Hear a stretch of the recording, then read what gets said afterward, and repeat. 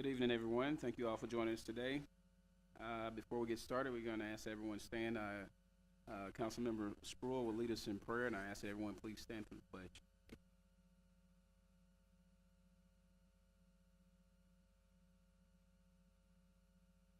Lord, we thank you for this opportunity together again. We thank you for our great nation, Lord. I pray, Lord, that we remember that the best of government starts at the local level. And we need to get it right here. So we ask your guidance, your blessings on this council and the issues that we will be considering on behalf of our city. And we ask these things in Christ's name. Amen.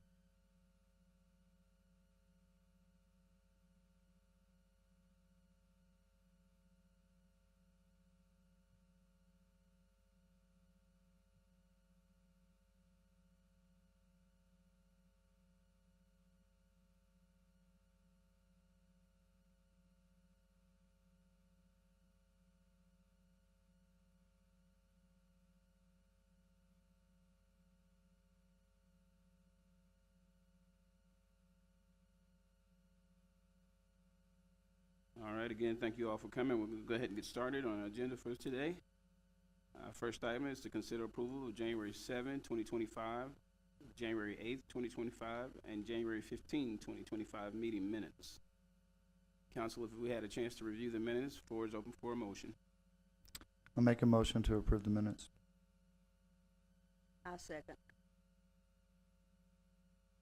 Okay, we have a motion made by Councilmember Hagman, second by Councilmember, excuse me, sorry. Councilmember Carbell. Madam Secretary, record a vote, please.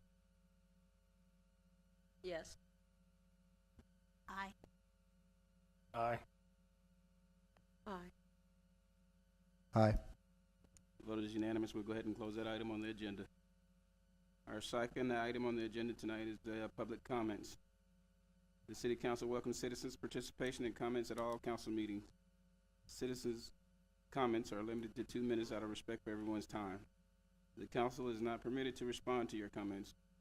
The Texas Open Meetings Act requires that topics of discussion, deliberation be posted on an agenda not less than 72 hours in advance of council meetings. If your comments relate to a topic that is on the agenda, the council will discuss the topic on the agenda at the time that the topic is discussed and deliberated. At this time, if we have anyone that would like to come up and speak, please do so at this time and state your name for the council.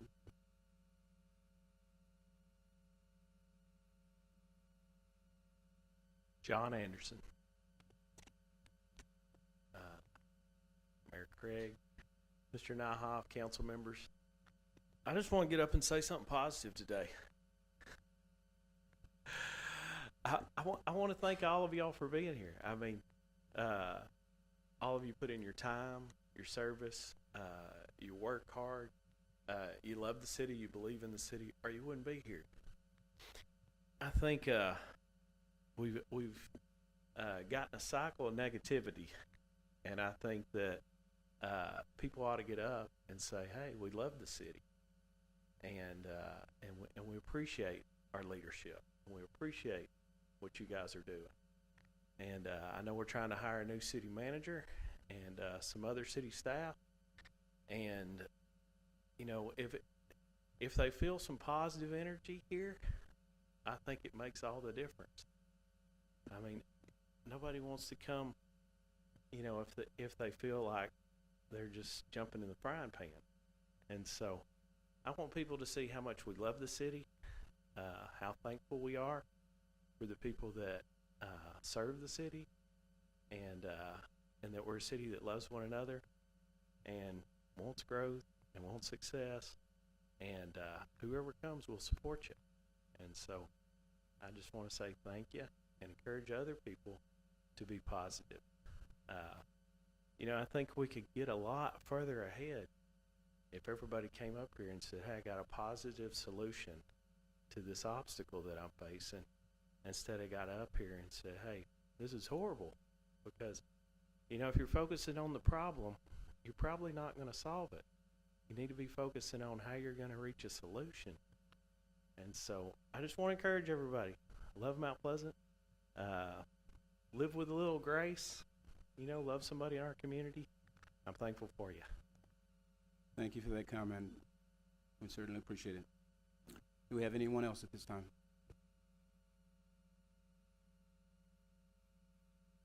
Good evening, Chuck Howard, your local Chick-fil-A guy. I'm going to tack on to a little bit of what John said. Just a little bit over 2 years ago, I stood before you guys, and then we went down the street and we put some shovels in the ground where the old Chamber of Commerce used to be.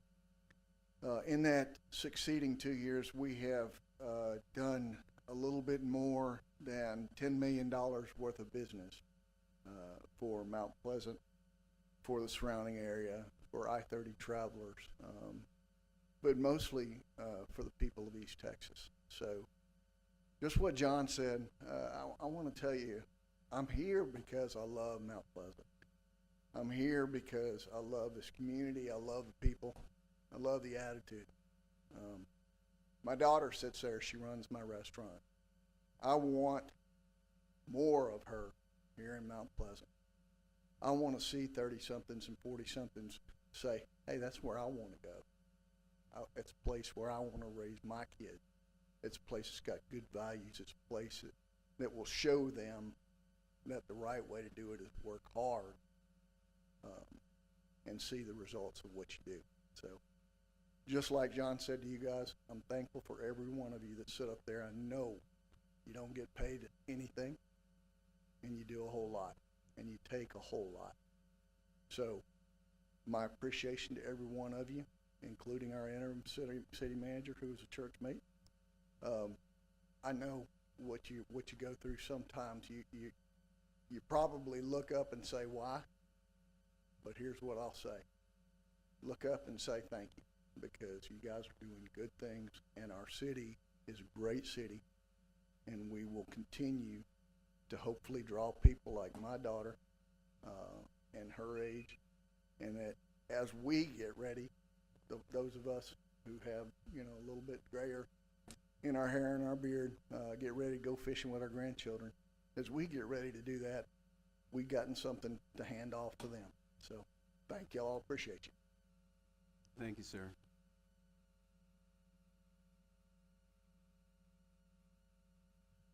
Hello, my name is Kelsey Knight. I'll be super brief, but I just wanted to extend a thank you to everyone. On Sunday, we lost our walk-in freezer at Chick-fil-A, which is devastating for local businesses and for anyone. And we had so many people, businesses, and Mr. Nyhoff say, how can we help? And that doesn't happen in a lot of places. So I just wanted to thank everyone. I love being in Mount Pleasant. My husband's from here, and now I have a little 2- and 4-year-old boy who I get to raise in a place where people say, how can I help? And I'm just super grateful for everything that y'all do, and again for y'all calling and saying, what can we do? It's a pretty cool place to be, so thank you. Thank you, ma'am. Yes, sir.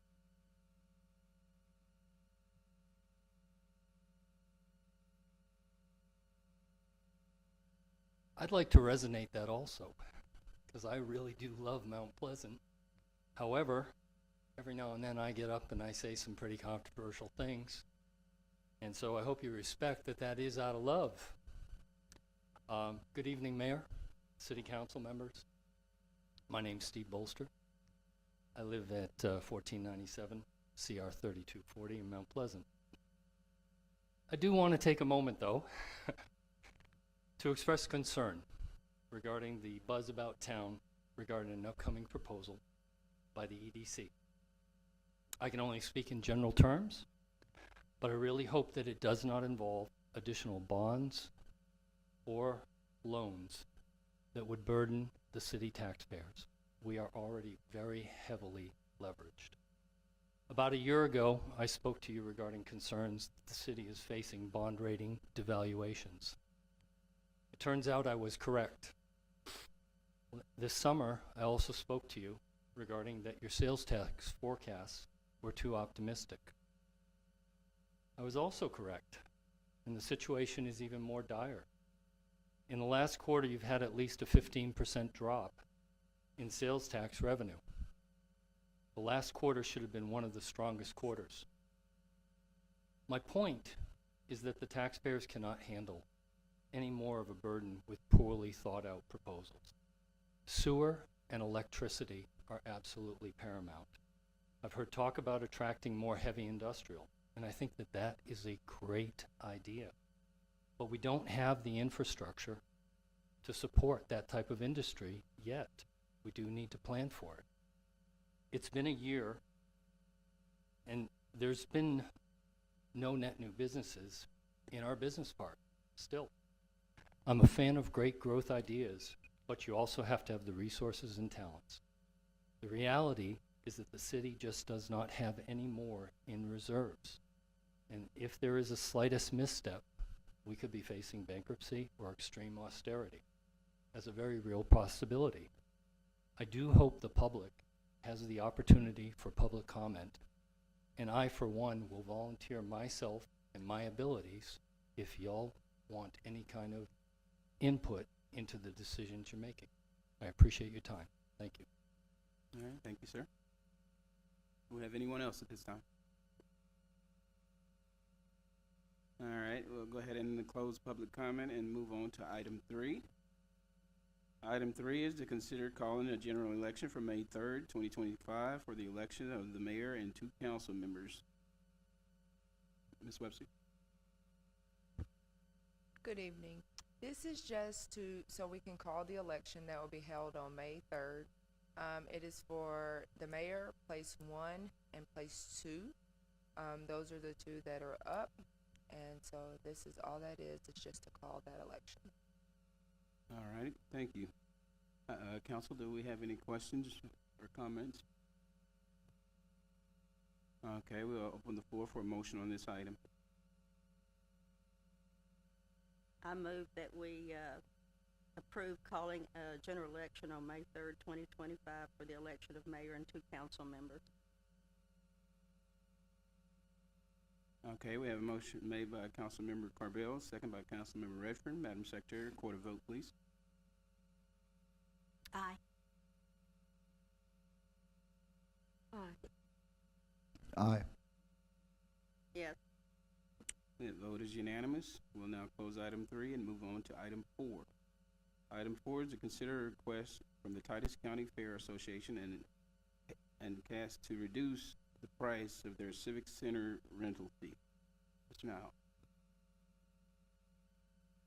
Thank you, Mr. Mayor, and speaking of positives, certainly the Titus County Fair is a major positive amenity and asset that the city has. And so the fair has requested a reduced rate in the fees that the council's established for use of the community center. And the basis of that request has come in based is on the fact that the former city manager granted a reduction of about 50% to the fee that's been established. When the request came to me, I don't have the authority to do that, and so it was presented before the city council. And so basically that's a $13,000 fee, and so the request would be basically in half to $6,500. So Mayor and Council, before I go here, I just have to talk about my experience a little bit when it comes to these kind of things. So the city, first of all, establishes fees for the community center. It establishes fees for parks, for shelters, and those types of things. And they do that first and foremost because those people who want to use that now have exclusive use. And so when you have exclusive use, then for instance, a baseball field, then no other people from the public can use that. And so they pay for that reservation or that exclusive use. Secondly, we collect fees, and we call them user fees because who use for it? Not everybody always uses the community center or the parks or shelters. And so we call them user fees, and they are part of what supports the maintenance of those amenities that the city has. So, for instance, what we collect for baseball diamonds and so forth doesn't cover that cost, so there is some subsidy that the general fund picks up. And so the same is the case with the community center. It collects fees and it pays for staffing and maintenance and so forth of that facility. So I wanted to just say that first. Certainly the city council has the authority to grant this request this evening. However, I have been managing a few cities, and I think every single city faces the same question, and that is, can we have our fees reduced? And most of the time, those come from the nonprofit side. And so it's typically deliberated amongst the city council members, and because once you grant it, then there's more requesters out there. They will line up. And a matter of fact, there's, I think, already some that have seen this agenda item who have contacted the city saying, what can I be considered this for as well? So certainly the city council can select to approve this tonight. It is certainly a regional amenity. It's a regional event. But I would suggest, as I've done before with councils, is I would suggest you look at a criteria for granting reductions when it comes to fees for the use of facilities, and especially at the community center. And you only do that because once you grant it to this body, then what about the next one and the next one? And if you can establish some form of criteria for that and some percentage or some way of deciding how much you might be willing to reduce that, it just makes it understood from the very beginning, and everybody is consistently treated when you do something like that. So again, for you tonight, you certainly can approve this request. I would certainly say if you do it either way, we should take a look at a policy, and it should be, I would appreciate a couple council members' input on some type of committee for us to do that, so we can kind of quickly turn that around and try to get something out there. So with that, council member, the decision is yours if you wish to grant this evening this fee reduction request, or provide me direction to work on a policy. Thank you. Thank you, Ms. Nahal. Council, we have any questions at this time? Yes, I'm looking the room. Is Justin here? Can you come and help us? In looking at the agenda, I just wanted it to be clarified. It says Titus County Fair Association and CASS. Do you know what that means? On your agenda? It should be CASA, I believe. Is that right, City Manager?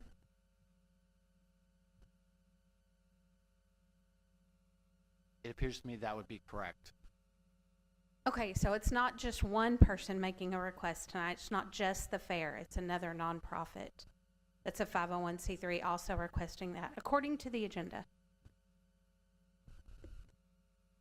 Thank you. Sorry. We're going to work on this, by the way. We made it a priority so that we don't have to bob around on our buttons. I'm asking the city secretary, is that accurate that it's more than one organization, or is it just the Fair Association? It is the fair, and that is a typo on my part. It is CASA who also emailed and requested. I just wanted to know, because the way everyone was speaking, it was just about the fair. And it's my understanding it's also about another 501c3 nonprofit from our community. Thank you for that clarification. Justin? Afternoon. Thank you. And I'm glad to see Amy pop up. She was hiding behind the podium. So I do have questions. So Amy, can you poke your little head around so I can see your face too? Sorry, because you popped up and you scared me. Amy, you left the Civic Center managing that in 17 or 18? Well, I directly managed it until 18, I believe, but it was still under my chain of command until I left the city, period, in 19. That's okay. But you did it for how many years? I was going to say 10 years. So, and you came on board, Justin, when? It's been just about a year. Okay. So my questions that I have is trying to figure out when we start having the price increasing and how it came to be. And so Justin will have the new answers for us. And then Amy will have, and I don't know if you would even remember. I could almost tell you the price sheet verbatim because I did it so often. And we did have a nonprofit rate back then. So can you share with us what we used to do and what year that was? Until I left, we still hadn't raised the rate. So it must have been raised during Ed Thatcher's term. And I'm just going on assumption because he raised everything. from building permitting, all sorts of things were raised beyond what surrounding cities are. And I've also done a little investigation this afternoon. It was 4:45, but I still got a little, I called Sulphur Springs and Paris just to check what they were doing. So what was the rate for renting the Civic Center for a day? I think the rate used to be, if I'm not mistaken, 8 a.m. to midnight. Yeah, 8 a.m. to midnight, the entire 1600. center at $5.95.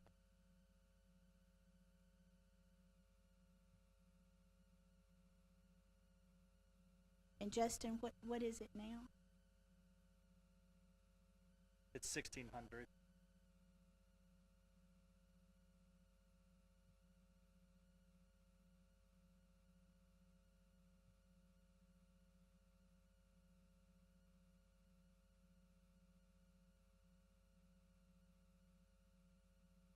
Let me just throw that in while I'm thinking of it so you could take note. And I'm sure you'll do your own research and investigation. Sometimes I over Google, but right now the 8 a.m. to midnight rate that we're currently, that has been imposed, is $400 higher than Paris. And I called to double check the population. They're 27,000, we're 16. And I think Sulphur Springs, they break theirs up so differently, but the manager and I over there think they're about 350 higher than us, and their population's very comparable, but they do more at their center. It's an equestrian center, and that includes an RV park when you rent the entire center, but that's all 8 a.m. to midnight. Yeah, that was gonna be my question. What is the difference in the amenities? And Yeah, Sulphur Springs is a lot. I know we did some comparison with other venues.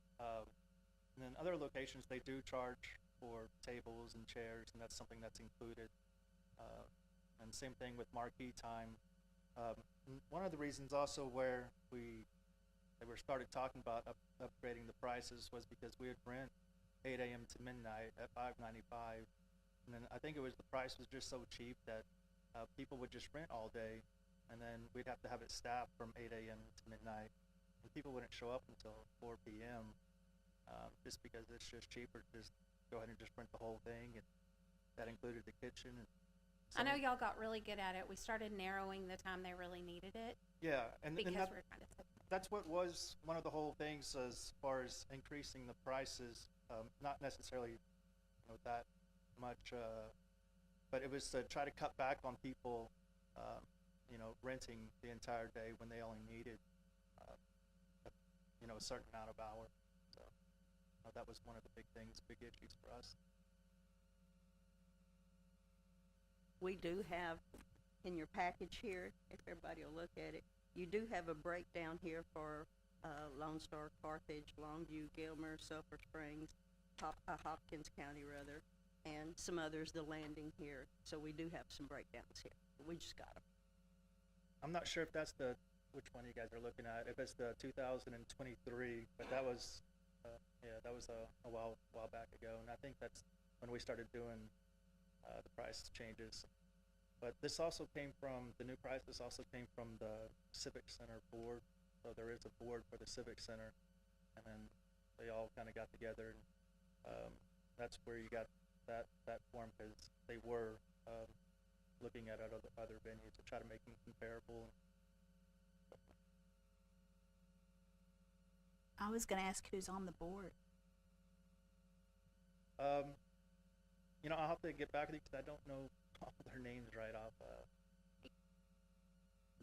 James Maxton, I think, still is. Vicki Goetz was, she moved away.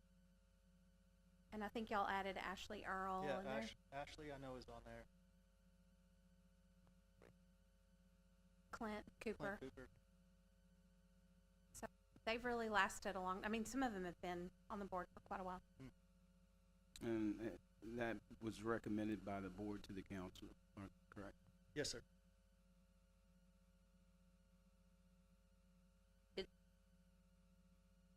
It's my understanding that they had, you were here at that time, 2 or 3 meetings, workshop meetings, when y'all were discussing all the rates and fees. I must have missed those, but.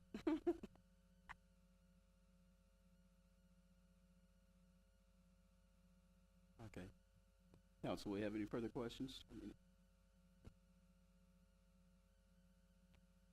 I do have a lot of questions, but it's really more like, I guess you can say research or, communication to find out more about stuff.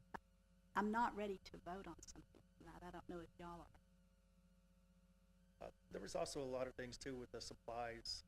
They get pretty expensive, especially when we have events like the fair. They're there for a week. There's a lot of people that go through there. That's a lot of products and cleaning and staffing, and sometimes it's overtime. So it does cost quite a bit.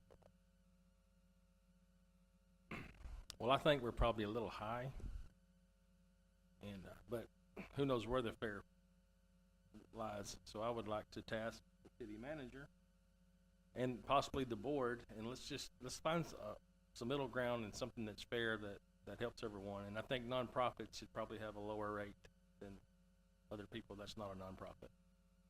Absolutely. And Justin, is it full? I mean, like, are you keeping it? I know we were closed for a while last spring.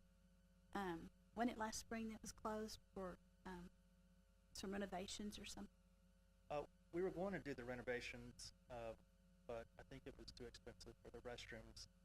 We were able to get it. Yeah. We ended up getting some of it done, but we were only shut down for a couple. I do want to make one small comment that I promised someone else I would say tonight.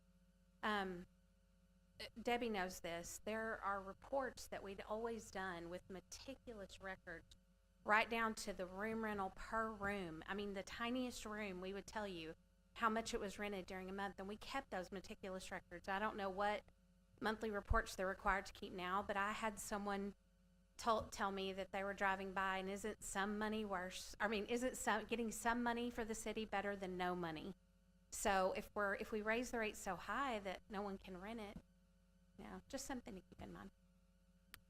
Yeah, and just for that, commission, like Councilman Hinton said, I'm assuming we have some kind of cost breakdown, like you're saying, for the fair costs so much, whenever I would assume any time a venue's been rented. So, if we're doing the assessment outside of just seeing what everyone else is doing, what Amy's stating there, what's our cost breakdown to run it for a day, fully staffed, and assuming overtime we have numbers like that you could bring? I'm sure I can come up with something, figure that out. All right, that way, I think that way we can make an intelligent decision on why are we charging what we're charging. That's all. Justin, currently in the last 6 months, is the hall rented out every Saturday? I would have to say so. The only reason that it wouldn't be rented on a Saturday is we're rented it on a Sunday. But like a lot of big churches, it takes a couple of those events, a couple of days sometimes to set these events up. There's literally thousands of chairs that we're setting up for the main hall and other rooms. So that'd be pretty much the only time that we'd be down.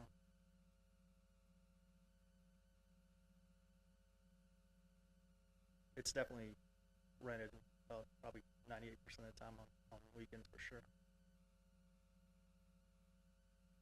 Having been a part of those meetings when these rates were being analyzed and computed, along with many other issues, welcome to the new council again. They're very difficult sometimes to come up with a fair fee, and I'm certainly not taking exception to the concerns, and especially when it comes to nonprofits. But one thing that was brought up during that time, just for the public to know, the Civic Center is a very expensive amenity that the city offers and maintains and staffs and all of that. And it is a goal of the city to have it utilized consistently and make it available to anyone that has a need for it. And we extend that beyond the city limits to the whole county and things like that. And of course, again, part of that compound up there are the baseball fields and things that go with that. It's part of our park system, if you will. And it's like a lot of other amenities that the city offers. They're very expensive to have and to maintain.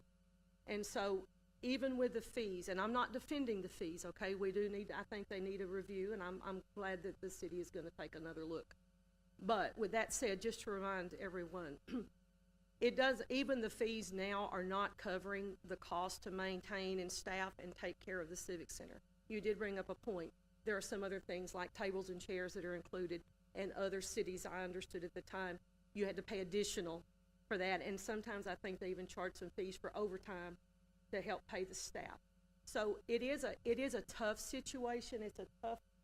It's a tough thing to get right and to be fair with it. So bear that in mind, and if the fees don't cover the cost of operating and maintaining the Civic Center in this case, then that money has to come from somewhere else in the general fund in the budget. So what people, I think we forget as citizens that there's a cost associated with running every aspect of the city every day.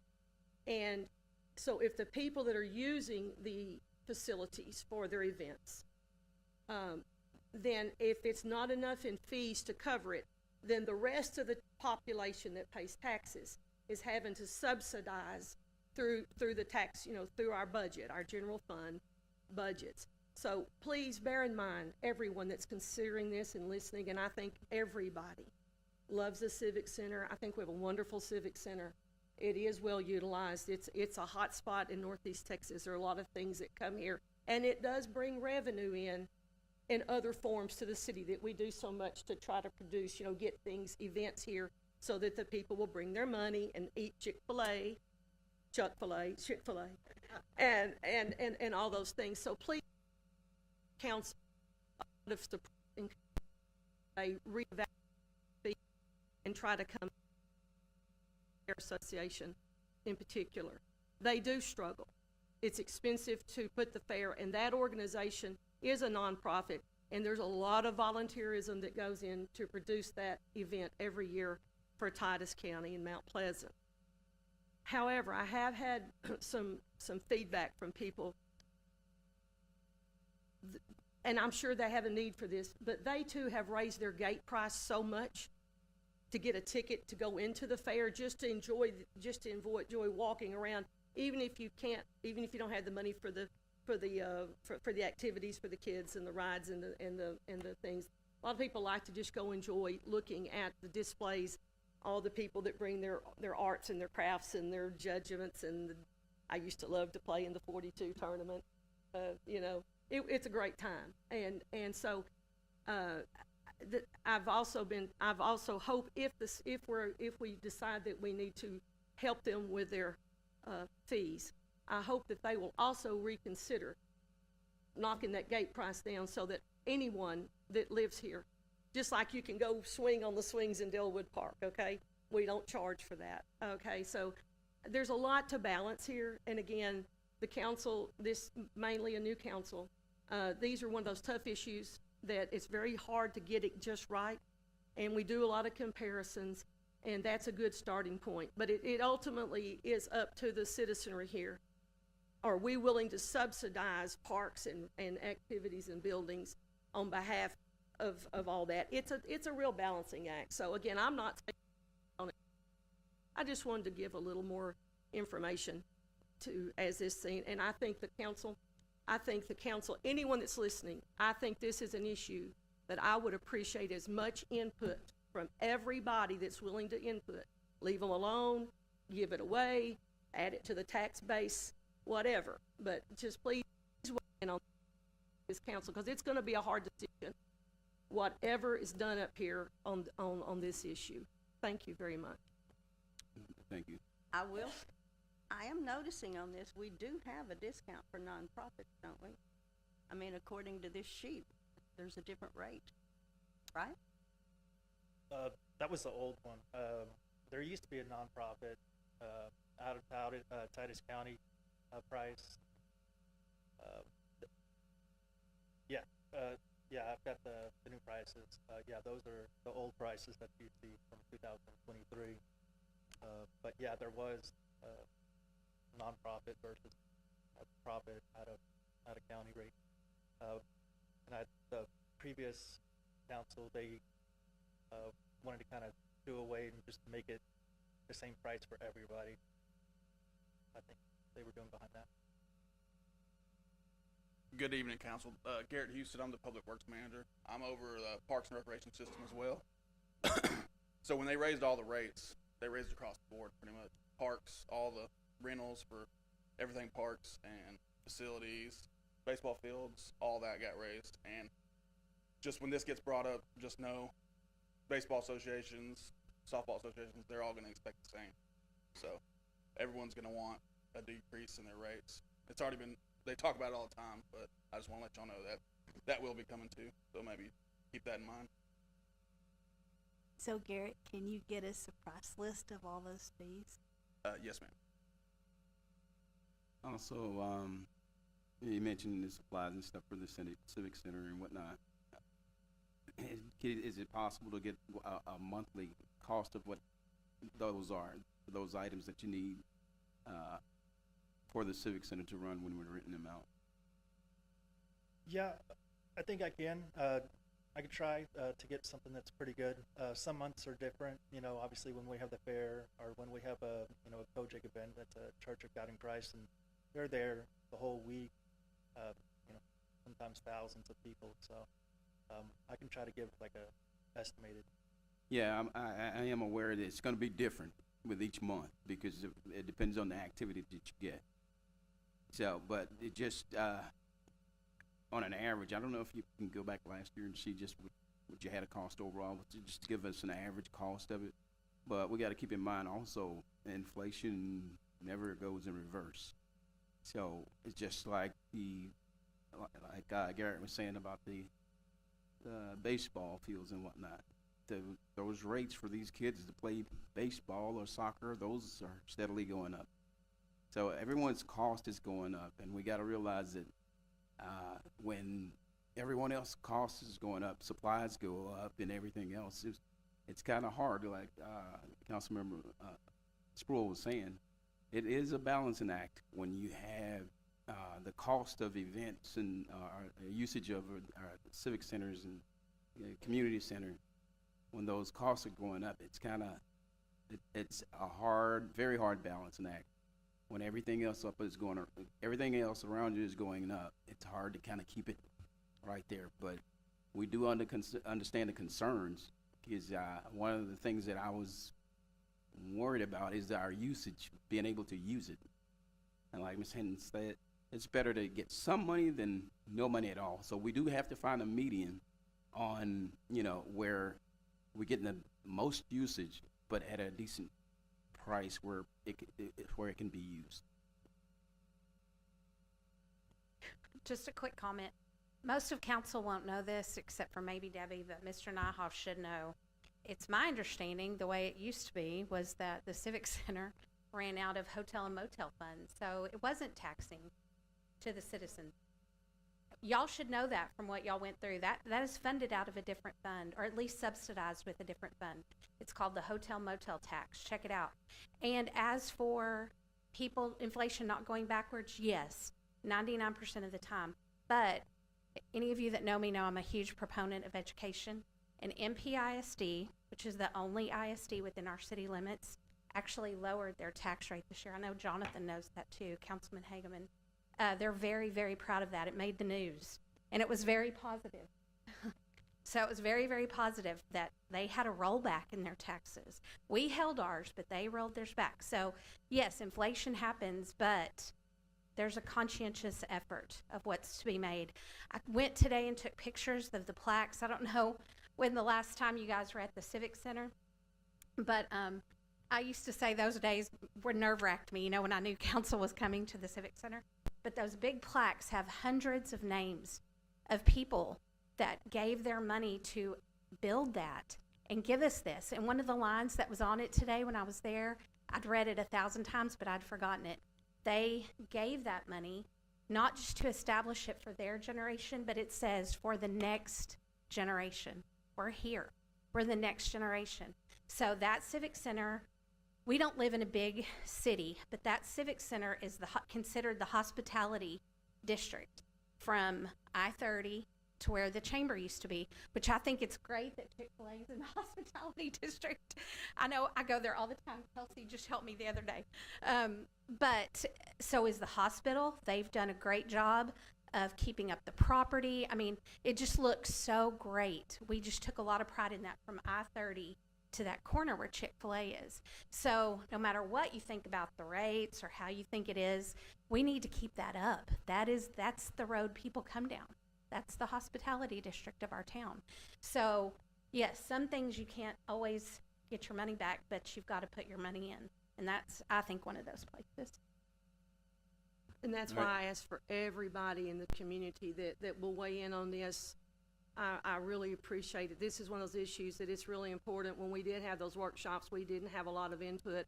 The board, the Civic Center board did do some research, and they did recommend, that came from them. And again, we have these boards assembled to assist the council with some of these details. It's almost not enough hours in the day to look at every line item on everything.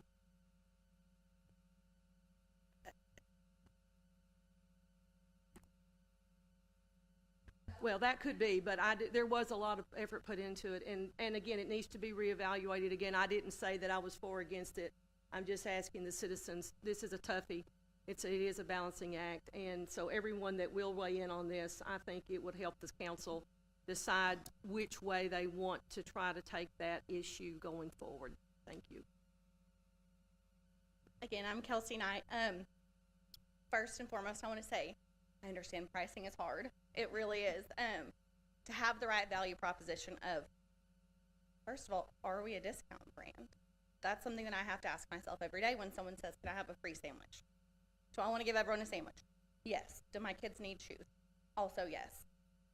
But I think that there's absolutely value in having a nonprofit rate and a regular rate. I think that it's an incredibly difficult balancing act that no matter what you do, you're going to be told you're wrong. But I'm here to volunteer my time if y'all ever want help with pricing. And I think from people lining up at the door to ask next, because your first yes, everyone knows about it. Your first no is the hardest, but it is often the most important. Is this something where we can discount and take a loss? If the answer is no, then it has to be no. You can say no and be kind. If the answer is yes, then let's make sure it makes sense. Are we paying overtime? We have to manage that budget. Are they paying that overtime? How do we handle all those incidentals? And I know it's so hard, and I know it's so many hours of super not fun work. But I believe that if we actually do our research, use those who are at your, who are volunteering out there to do that without being paid, because I know that's additional overtime you also have to think about. But use our tools. Let's make a solid plan where these are the criteria for, yes, there's a discount, and it's a partnership, not because we believe we're a discount facility. We have beautiful facilities, and we need to continue investing in them. Is this a partnership that is worth taking part in, or is this something that is not going to benefit the whole? Or is this something where we need to charge the full rate because we believe we have fair competitive pricing that is validated with data, not with feeling, and move forward from there. But I challenge y'all to do that hard work before moving forward with anything along those lines, and I volunteer anytime that you need for that too. We thank you so much for that. All right, did any, yes, ma'am. Yes, ma'am. So the first person says, if the fair is getting a cheaper rate at taxpayers' expense, then they are going to need to drop the ticket prices. $15 to get into the fair is nuts. And then another comment says, the Fair Association also raised their ticket prices before they were made to pay the new Civic Center rental fee. This is the first year they have to pay the new rate. It's also the first time the rates were raised at the Civic Center in the 20 years. All right, thank you. Mayor, Yes, ma'am. depending on what action council wants to take, I've heard one council member express that they're not prepared to address the particular request. The only thing on the agenda today is discounting two nonprofits requested discount. And what I hear council talking about is perhaps reevaluating the fee schedule And so, I would recommend that you table this item and, that you, request that an agenda item be added for reevaluation of the fee schedules, to come back to council at a later date of your choosing. Yes, I believe that I'd be recommending the same at this point. Like I said, it is a tough item and it needs to be researched thoroughly. So I do also recommend that, and I'll open the floor for that motion at this time. Well, I make a motion that we table, let me read it, the request from the Titus County Fair Association and CASA to reduce the price of their Civic Center rental fee, and for further investigation and possibly another meeting or workshop where we can have more city residents weigh in and study the fee request. I second the motion. All right, we have a motion made by Councilmember, excuse me, Councilmember Redfern, second by Councilmember Hinton. Madam Secretary, record a vote, please. Yes. Aye. Aye. Aye. Aye. The vote is unanimous. That item will be tabled and revisited at a later date. Thank you. Thank you, Council. Thank you. We appreciate you, Justin. All right, at this time, that agenda item is now closed, and we'll move on to item 5. Item 5 is our monthly financial reports for months ending November 30th, 2024, and December 31, 2024. Good evening, Mayor and Council. So y'all have both months in front of you. I'm going to mainly discuss December as it's the most current month. And so, I believe I have slides. So for the general fund revenues, we are actually ahead percentage-wise for property tax. Last year, we were about 33% received out of the levy. Right now, at the end of December, we were sitting around 36%. So we're a little higher on that, so that's real good. Overall revenues, you can see, are at 26.5%. So we're 25% away through the year. We're at 26.5. So that's looking good there. You see the other user fees line, it looks a little high. It's at 16.7% for the month, as opposed to 8.3 is how much a month is of the year. That is due to, it is due to some food permits. So those came in at the end of the year, people renewing them. So that went up higher than a typical month would be. Looking at the expense side, we see the legislative and legal departments. Those look a little bit higher this month. Those were legal fees paid out, and so those on par. They just came out this month as opposed to in previous months. Most of the other departments, they're a little bit lower. Overall expenditures for the general fund is at 23.2% of budget, so that's 26 and 23. So we're doing better. We have our revenues coming in faster than our expenses are going out, so that's good. For our utility fund, again, we're looking right on par. We're at 24.1% for the first quarter, so we're a little bit lower, but still right on track with where it should be. A couple of the numbers look a little bit high percentage-wise, but they're right on track where they should be.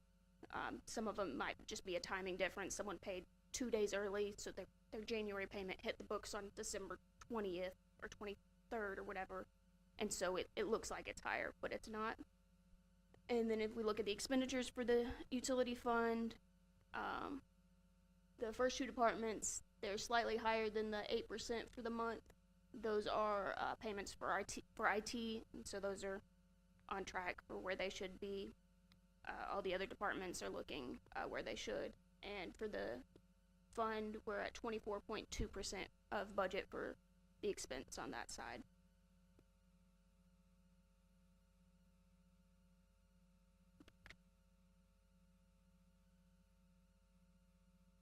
I don't believe I have any slides for the other funds. For debt service, we saw the payments come out in November, and so those are reflected in there, and also in the utility fund, the debt service payments came out in November, and so those are on track to where they should be.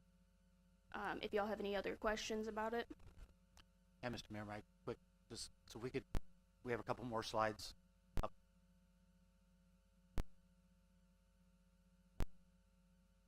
Yes, I'm sorry. You're my IT guy. You don't have to do my financial books too.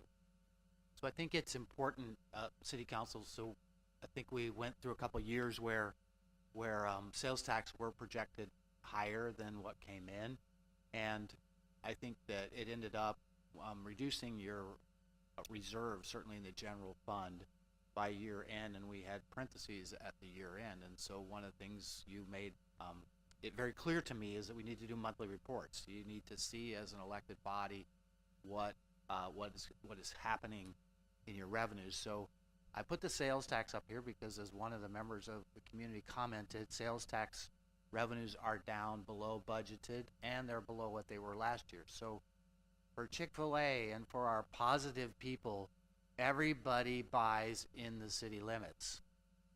In order to support police, fire, and all of the community center, whatever it is we want to encourage everybody to do that. We have a great place here, and we want to make sure that happens. This indicates, and the numbers up there will show you that, we did see the last month we saw was significantly lower. And so, Jillian, if I stand corrected, the actual number in January would have been tax revenue collected in November. So you're about 2 months behind. So if you see December and think, well, that was a good month, it was Christmas, January, that's not actually what month you're showing up there. So January is November. So November, and we think of Black Friday, that's not a good trend showing at this moment in time. And so we look at that, we say we're 9% down. Our sales tax are about $7 million. Total revenue we get in is about 15. So even though the other chart showed you that our revenue was above what the first quarter would be, and this is 4 months, this isn't 3 months, so you're actually a third of the way through the year. If trends stayed the same, you would end up being $600,000 less in sales tax revenue. On the other hand, if you looked at the reports for the financial side, so expenditures in general fund are looking at about 23%. And so we're running below that. So that's a good thing, which causes me not to panic at the moment, even though our leadership team talked last week and said we're going to start looking at all expenditures, and they have to be necessities. They can't just be things that we want to do, so that we can make sure that when we come to the end of year that we aren't seeing ourselves in a negative balance. What you'll see actually on what we recommend for prioritizations is, and what we said at the budget adoption was, at 6 months we're going to take a look at the whole budget again. So at 6 month time frame here, in a couple more months, we're going to take and we're going to dissect the whole budget and make amendments so that this balances back out in the projections and where we're going forward. So again, I put this up here because I think that City Council and community, just because the budget document said revenues were up, it's because property taxes come in early. Sales tax is definitely lower than we budgeted, which we budgeted to be flat from what was actual this year, and I think we actually were pretty accurate because the actuals are about a little over 9%. So it's not as good as what we had hoped it would be. And we'll talk a little bit when we talk prioritization, when we talk about investments of money, their investments and prioritizations. And so obviously, if these numbers are down, our businesses some of them are struggling. And so how can we look at our funding we do have available and make investments there and help them to succeed? And the first step is we're going to put roadblocks up. If you come in town, you have to shop in town, and then we'll let you go after we see that you use your credit card or something to buy something in town. Yeah, in all seriousness, it's a concerning trend. We see it. it typically is going to look at, there will be more reductions necessary as we move forward, or if we have a everybody gets excited about perhaps inflation's going down, or they're excited about a new president, or whatever it is, maybe enthusiasm will go up and people will start spending more and we can bring it back up. We'll wait 2 months. That would be my recommendation at this point in time, to go back in at 6 months and really amend the budget. And so we say, this is what we now believe the sales tax revenue will be for the year, and we will make amendments as far as reductions. I just wanted to show you this one too. And why do I show this to you? Because talk about fishing when you're retired with your grandkids. I need to do more of that. I'm up here again, enjoying working here, by the way, but my grandkids, I'm going to take them fishing. But you have this kind of information available to you, council members, and you have to ask, because you never want to be in the situation you were. I'll just be honest with you. Here it shows you have 10 years of statistical data that tells you month by month exactly how much revenue came in sales tax. And so when we looked at trends, we know which months are higher, which months are lower. Sometimes you'll actually get somebody will make a double payment one month and they'll miss a month, so you get a spike. But typically this information and data is available here. And so when you look at these documents, and it's our job to tell you when we see something like this, to say, here's a yellow caution flag. We'll see what it looks like in 2 more months in the middle of the year. At that point in time, we'll make the adjustments. But again, we have this data here, and so it's important that financially, especially right now when things are very tight, that you do ask for the information, and we give it to you, and then our community can see it as well. So with that, we just want to give you this report. Again, the sales tax revenue is not a good sign. We need to invest in our businesses and shop in our local businesses as much as we possibly can, so that all benefit.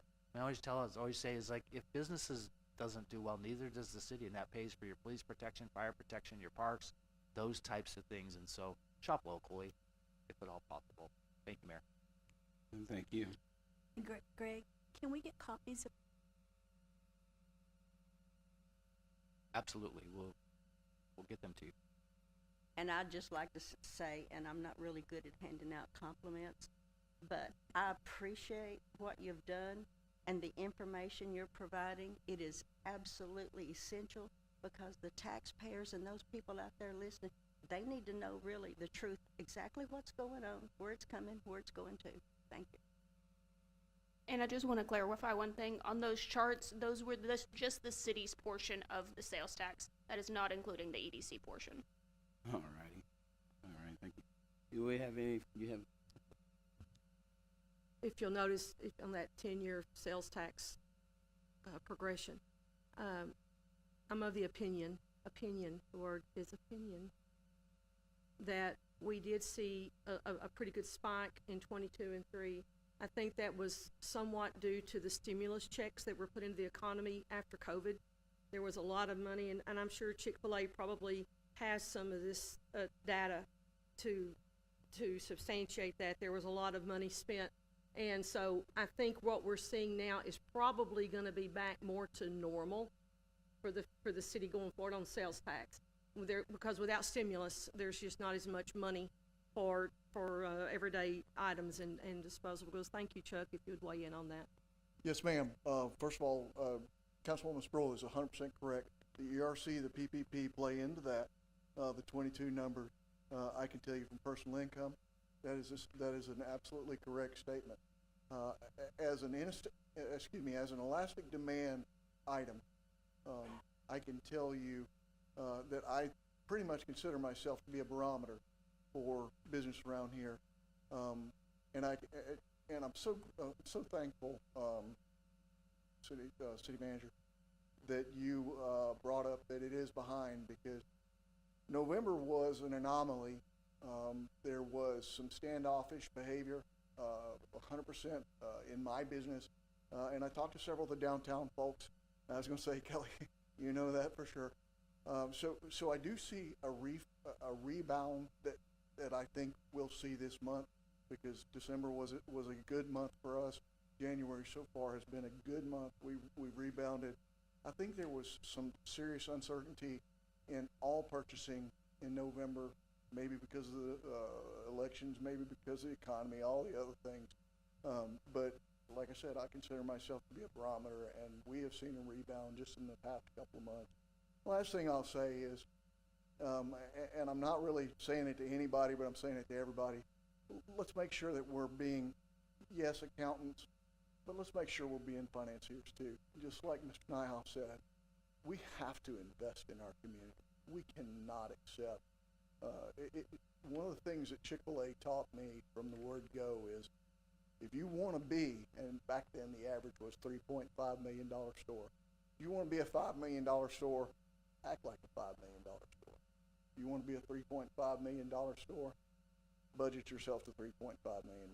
So, thank you very much, and thank you, Ms. Brooks, so much for recognizing what 22 was. So I thank you for those very positive comments, and I really like the positive comments about where your December sales are and what January looks like. And so that is great news. And I did want to say to City Council, because prior to last year, so the City Council's, their audit and their bond ratings, their reserves were down in the 7% range. And policy and general practices, you're going to be 15, 17, 18% of what your operating budget is in reserves in case things go the wrong way. Well, the city was able to put in, based on this council, funds in there that were available to raise that to 21%. And so we are not in a situation where $100,000 is going to lower us, worse when it comes to that policy, which is just a good thing, council. It's just prudent, and you do put money there for rainy days and cloudy days and that type of thing, so that you don't have to disrupt your levels of service or your levels of investment. And so we're in good shape. It doesn't mean we did nothing with the numbers we're seeing, but if Chuck is right, I'm going to eat over there like this week, and I'll be really happy to see December and January numbers. Thank you. All right. We have any further questions on this item? All right, we'd like to thank you, Jillian, for that monthly financial report. We'll go ahead and close that item and move on to item 6, which is our quarterly investment report for quarter ending December 31st of 2024. Thank you. So for the first quarter of our fiscal year, the last quarter of the calendar year, our guarantee bank accounts earned a quarterly interest of $35,257.36, and that's, of course, the year-to-date total as well. The taxable bank account, we have one of, it earned a quarterly interest of $29,074.81. Our 6 logic accounts earned a quarterly interest of $648,160.04. And then our 2 text term accounts earned a quarterly interest of $33,326.22. And staff recommends council to approve the quarterly investment report for the quarter ended December 31st, 2024. All righty, thank you. Council, we have any questions?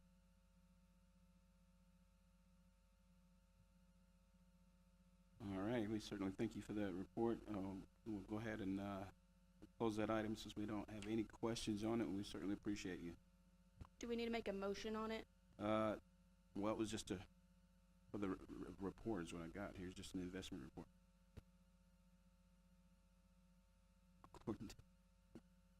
You can accept a report if you would like to do so. Yes. Thank you. Yeah. We're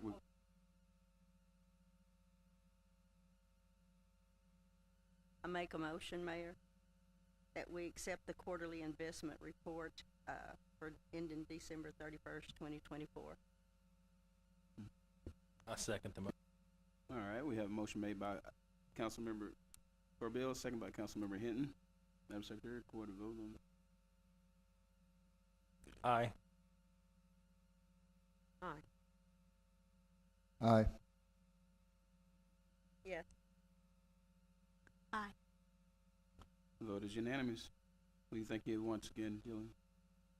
And we'll close that item and move on to item 7, which is to consider awarding bid for the Housing Authority Water Improvement Project.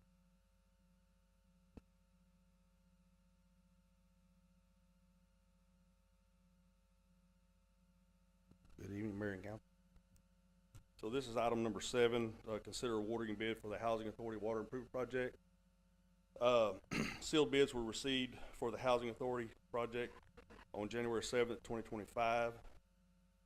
We received 6 bids, and Capital Underground Utilities out of Houston was the lowest bidder at $451,895. We budgeted $650,000 for this project to be done. Engineer's fee come in at $99,125, and then like I said, the low bid was $451,895. Total project cost was $551,020. So we recommend a motion to be awarded for this contract for $451,895. All right, thank you, Mr. Race. Council, we have any questions on this item? Yeah, real quick. Hey, Anthony. Outside of the low bid, do y'all do any reference checks on some of these guys? I mean, they're in Houston. That's pretty far away, so I don't want to make sure they can finish what they started. Yes, sir. We had them checked out due to the fact that we weren't familiar with them, and so we did. And they contacted about 6 companies they worked with, and they got very good reports on them, and they will finish the job. Good deal. Thanks. Any further questions? All right. Anthony, tell us a little about this project, where it's gonna happen, and who it's gonna help, and So what this project, the reason this project came about is this is a very old, it's in the Housing Authority section over there on Stark Drive.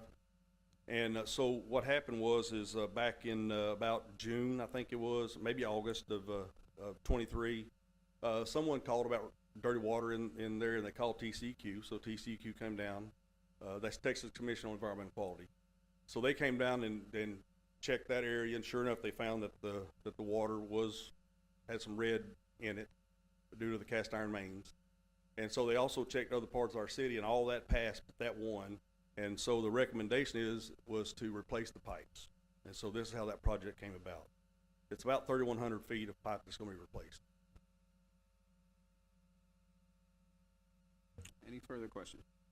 I do. I don't know if this is relevant, but being that this is it HUD housing? Is it what housing? I just know it's Housing Authority. I'm not sure. This button. So is there funding or grants available to help with that? Well, that's a good question. We did put in for a grant for this, but it got denied. Through who? I'm not sure. That was when Ricky Harris was in charge of it. I'm not sure who they went to get but it was denied. And one of the reasons that it was denied for was because we had, I believe we had a grant already that wasn't completed, and so they would not give us another grant. Can we try again? Well, ma'am, TCEQ put us on a timeline, and so we had to get the money, and so we budgeted this out of the bond money that was gotten, and so that's where we're at today. It wasn't originally on the bond bid. Not at first. Have we finished that other project that kept us from getting this grant? Yes, ma'am. That was not one of my projects. Thank you. so if you finish the other project, we could actually maybe get a grant now? No, sir, because you're on the TCEQ gave us a certain time to try to get this done, and we've actually went longer than what they gave us, so they're working with us. So we really need to get this project completed. Thank you.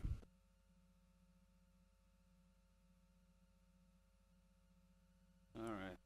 If there is no further questions, I'll open the floor for a motion on this item.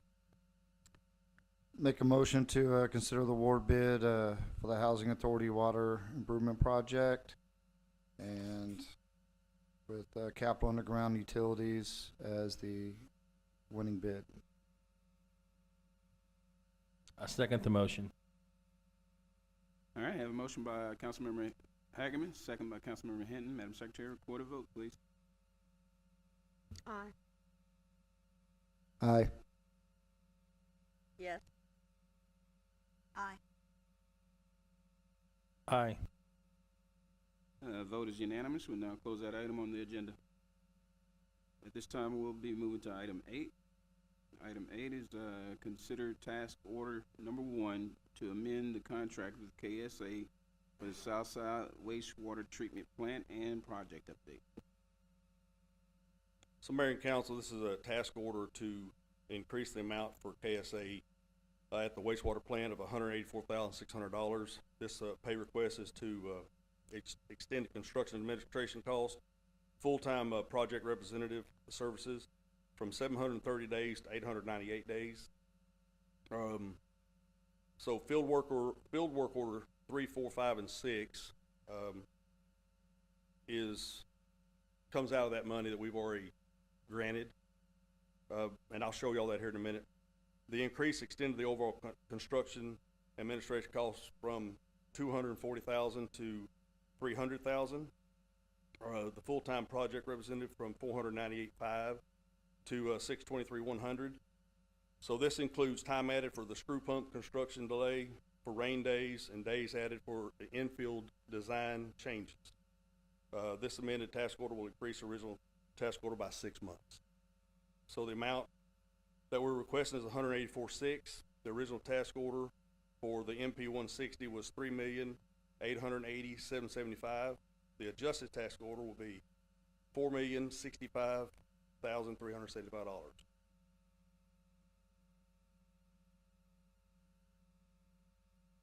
Good. You have a question? Yeah, Anthony, can you describe some, I mean, I understand on the, rain days, things like that, and even the screw pump, sadly, but can you describe some of these design changes? I mean, what was the cause for some of those? Just, you don't have to go through an exhaustive list, but hit the high notes if you don't mind. Yeah, there's a summary of added days, and y'all's should be in your packet. And this will explain what they are, a description of them. The field order work number 1 and number 2, there was no added days, but the cost was the 5,000 and 5,000. And then number 3, 4, 5, and 3, 4, and 5 was number 3 was for the blower building. We had to move it. Number 4 was for replacing existing screw pumps. I'm sorry. That's when the old ones went out and we put the new ones in their slot. So we had to do that in the miscellaneous. And then the number 5 was the added approximately 100 days for the rain and then administrative or continuous days that was lost for various things that they requested on the screw pumps. So, and then we had a change order number 1 that was $463,357.85, and that's what we'll talk about on this slide right there. Okay. I don't think y'all have that in your package, and I apologize for that. This was added later. So the original budget for the wastewater plant that was budgeted was $48,186,132.91. As you're aware, the original contract was for $44,420,075. That money included the engineering, so that's a total price for that contract. And then, like I said, we had to do that change order of the $473,357. So that brought the remaining contingency money down to $3,292,700.06. So what we're asking tonight on the $184,600 is to offset that cost of the other, I think it was 168 days. And so that'll leave a remaining contingency fund of $3,108,100. Is some of this workman, I mean, I see moving, adjusting the builder building, the blower building adjustment to avoid electrical conduit. Is this a workmanship thing, a topology thing? I mean, is there a back charge coming up to somebody else? So what happens is, there's some stuff that you can't see that's underground and stuff. So what happened was there was wiring that was underground. So we had to adjust the building for those and stuff that can't be moved. And then there was some added wiring that we didn't know had to be added to. So it's just stuff like that happens. And that's why you have a miscellaneous fund. We had a $500,000 miscellaneous fund that was in the original contract for the contractors was like 39 million, but it's up to 40 million now. So that's in there. And so even out of that 500,000, we still have $173,904 left out of that 500,000. The $3 million is a total cost of the total project on the 48 million. That's contingency. That's like the screw pumps when they went out. We didn't have the funds. That was not in the project, but we have contingencies for such stuff as that. Last question. FWO number 6, I see 100 days added. Is that just to manage until the screw pumps get addressed? Or, because I see rehabilitation. I mean, I know they're not fixing them, so that just understanding that 100 days. Yes, that's going to be part of, it's going to increase the days when the screw pumps get here. They asked actually for, I think it was 65 days, but we told them, no, you can have 35, and then if the contract seems to be going over because of the screw pumps, then we can look at additional time. So, but now the other 65 days, I believe, was rain days that we knew they had come in tool. So that's where that 100 days come from. The reason I'm asking, mine's a little spread out, hard to read, and not as nice, so that's why I'm coming at you this way. I didn't know it spread out like that for you. So. All right. I think I'm okay if anyone else has any questions. Anthony, based on your experience and observations on this project, are we going to come in okay on it? And we always like to have a little of that contingency money left at the end. That's always a bonus. So do you see that happening, or do you have any reason for concern on any of this? That is a very hard question to answer. We haven't got into the old part of the rehab of the old plant yet. And I believe you're going to spend some money on that for the retrofit of an old plant to the new design. So I think we're okay, but it's just hard to say until you get into it. Sound like yeah. So I would, Anthony, we talked about it, and so just again, council. So you're seeing something most important, and we're going to keep working really hard on showing you what's the budget when you get these change orders, so that you can watch and see exactly what's happening. So although Anthony won't say it here, we've got $3 million in contingency. And like you said, when you get into an old facility, like the old plant that we're going to have to get into, that's a lot more unknown. But we certainly don't see that the $3 million will be expended on that old facility. I think he's indicated, you've said, and I'm going to hold you to it, that it won't be more than $1 million. Thank you, Anthony.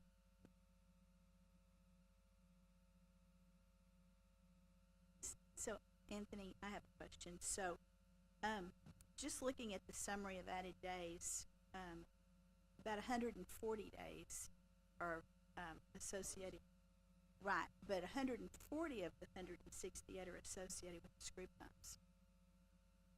Do you foresee us adding more days and that price continuing to go up that we have to keep paying? There again, that's another hard question. The screw pumps are supposed to be in somewhere the end of May, 1st of June, and we allotted time for that. So I think that we can get it in there, but I do want to say this, that we are in the rainy season, and so there could be them requesting more days of rain days. But I think we're okay on the screw pumps if they'll come in when they're supposed to.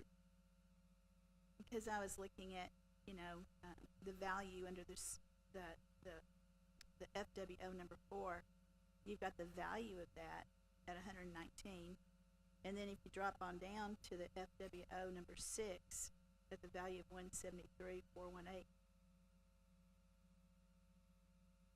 but we're asking for 184,000, and I'm thinking, okay. So, let me clear this up. So the 184,600 is actually for KSA's, part of the contract. This is not the, contractor's part.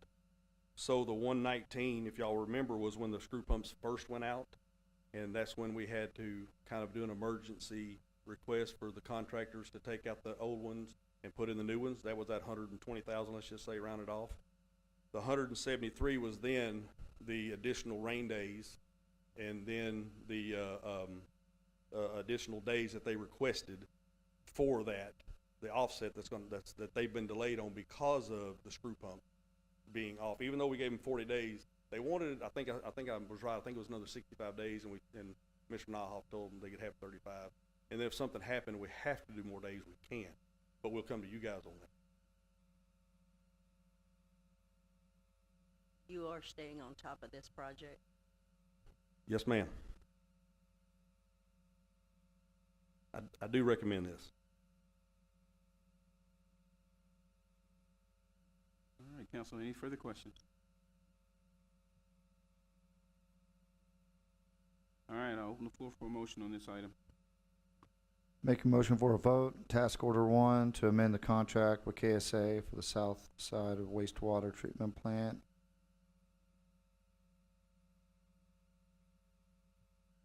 I second. All right, we have a motion made by Councilmember Hagerman, second by Councilmember Redford. Madam Secretary, record a vote, please. Aye. Yes. Aye. Aye. Aye. All right, the vote is unanimous. We'll now close that item on the agenda. This time we'll move on to item 9. Item 9 is consider pay request number 3 from Wicker Construction Incorporated for work performed on the West Loop wastewater collection project.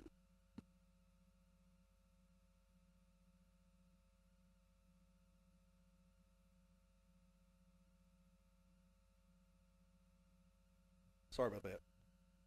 So, pay request number 3 is in the amount of $2,273,154.76. This pay request is for about 75% of mobilization, 50% traffic control, 50% stormwater pollution, and clearing of 32 acres of right-of-way and laying 7,100 feet of 8-inch force main this month. Original construction was $9,816,351.10. Payments previously authorized was $466,923.10. There again, the pay that we're looking for is $2,273,154.76. Percentage time complete is about 21%, and the money percent is 10.3. Recommended a motion to pay request number 3 in the amount of $2,273,154.76. All right, council, the floor is open for questions.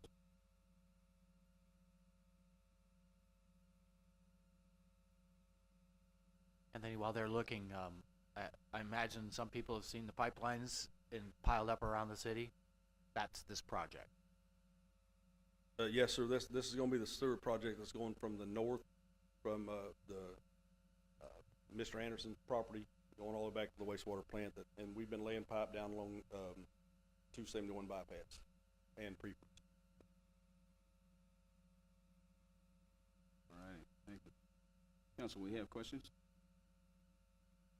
Floor is open for motion. I'll make a motion to consider the pay request and vote on number 3 for Wicker Construction for work performed on the West Loop wastewater collection project. I second the motion. Motion made by Councilmember Hagerman, second by Councilmember Hinton.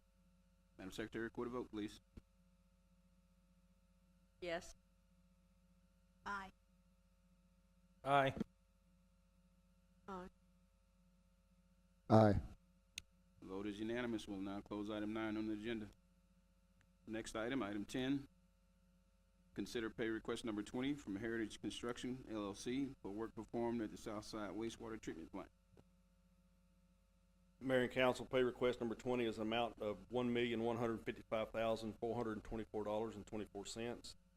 This payment is the work performed at the wastewater plant, including but not limited to electrical, piping, valves, tertiary filter station, the RAS and WAS pump station, and equipment. So the amount payable is $1,155,424.24.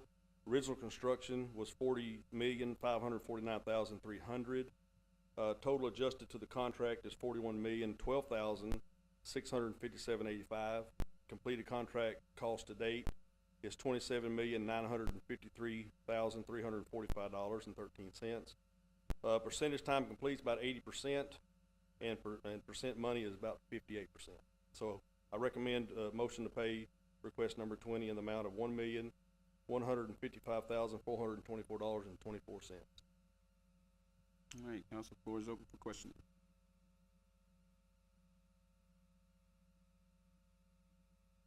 This is the project that a few months ago, we had all the charts and all the pictures of it. This is the big bond project, wasn't it?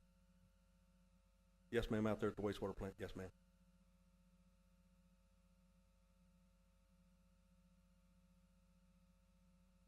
Okay.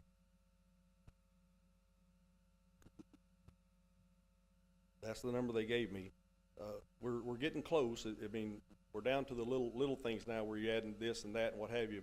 But like I say, the big item that we're waiting on is gonna be the screw pumps. But they're not stopping project just because the screw pumps are not here.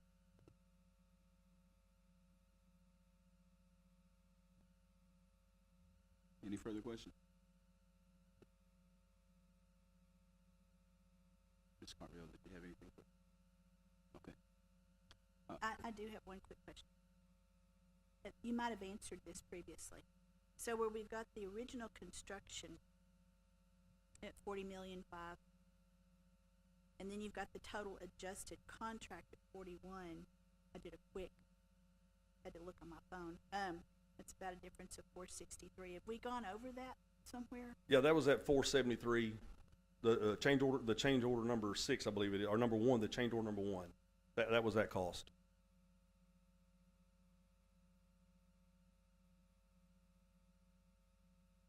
All right, if we have no further questions, we'll open the floor for a motion. I motion to pay Heritage Construction, pay request number 20 in the amount of $1,155,424.24. We have a second. I'll second that. Have a motion made by Councilmember Hinton, second by Councilmember Hageman. Madam Secretary, record a vote, please. Aye. Aye. Aye. Aye. Yes. Vote is unanimous. Thank you, Mr. Racer. We'll now close that item on the agenda, and we'll move on now to item 11. Item 11 is to discuss and consider holdover appointments to city board and commissions and open the application period for appointees. Yes, ma'am. Good evening, Mayor and Council. This matter appointment of boards and commissions. As you know, you have 10 boards and commissions. The council has been discussing the possibility of holding over current boards and commissions to allow for application process throughout the city. Depending, I mean, it may not even require you to live in the city depending on the board or commission. And so I just wanted, after doing a little research, the Texas Constitution requires that a person who is resigned, a person who becomes disqualified, or whose term expires to remain in a holdover position until their successor is elected. And so we don't need for you to adopt a resolution or anything like that. What I would recommend to you is that if you're so inclined is to just have a motion to hold over appointments for city boards and commissions and open the application period for appointees. The city has a process already in place in which there's an application online that people who are interested in applying can indicate their interests. And so that process is already in place for you to receive those applications. With that, I'll leave it to you for discussion. All right, floor is open for any discussion. Candace, have we had any people go online and fill out any applications to serve?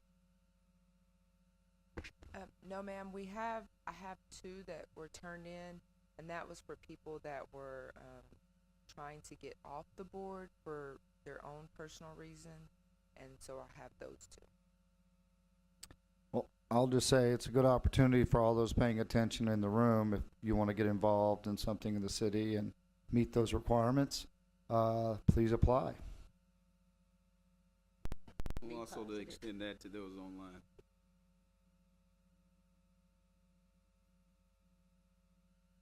Ask a question, Attorney Ream. Is there a timeline that we should discuss in regards to, is there a minimum or a maximum timeline that we can have these positions held over, these appointments held over?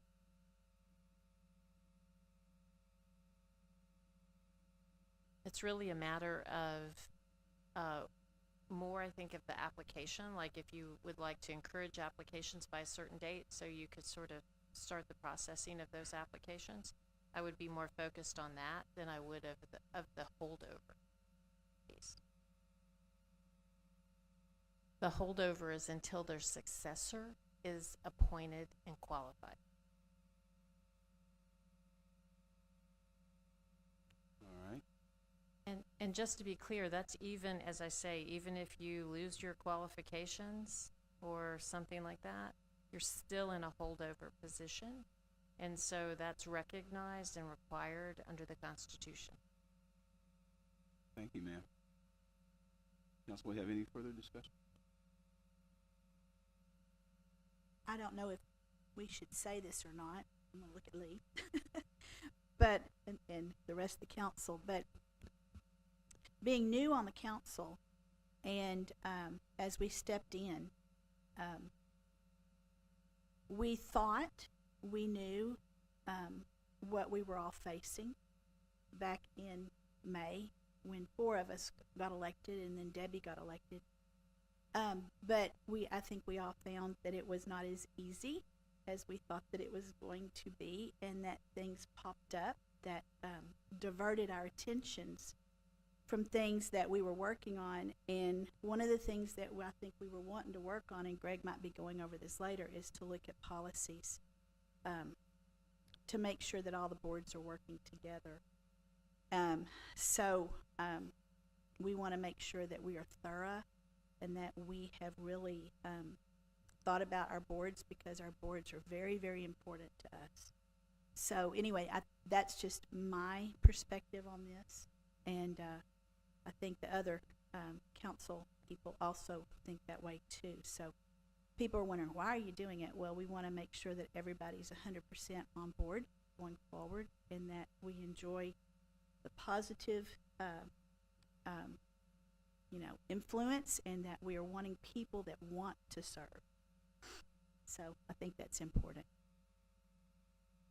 And we also found out that the policies, procedures, or the board requirements had not been updated for a very long time. We're totally outdated, so we're gonna have to work on that. So however long we can extend it works for me. All right. So I think everything, City Council, I've talked individually with a number of you about this, and so I just think, you have this carryover. So there were people that terms were up that were thinking they were going to have to be removed from particular boards. I know I've talked to a couple people with the downtown Main Street group, and they want to stay, and so they get to stay. And I just think that I would just suggest, council, what I would like to just say is, I'd like to see us work hard towards like June 1st, a time when we can have looked at all the policies, and update them as you indicated, council, and go out and really kind of do a very aggressive recruitment, shall we say, for positive, excited people who may have not served before, who may want to serve, or certainly those that are serving that want to continue doing that. But I think June, we would want to be culminating all of this work and get these appointments done. So I'm thinking May is probably going to be a busy month when it comes to appointments. Thank you. Thank you, Mr. Naha. Do we have any further discussion? Okay, well, we'll close the discussion and open the floor for a motion.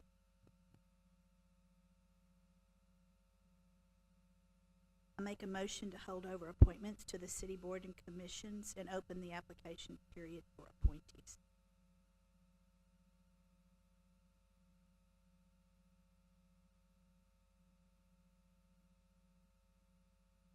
I think, I believe the discussion is, do we need to put that time stamp on it now, as far as if we want to take it to June, or?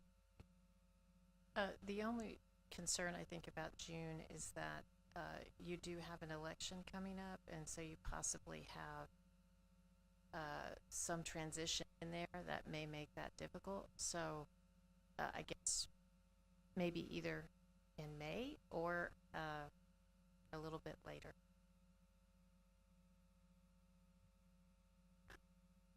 Can we make the decision on the date later and approve this now?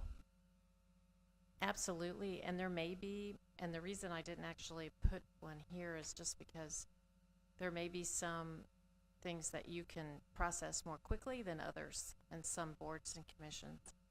There may be some additional cleanup work, and so I appreciate Mr. Nyhoff's recommendation on managing this. He's in the management business, but it may be a little bit harder to do that given some of the timelines involved. Okay, so we'll accept the first motion as is, and I'll need a second. I second the motion.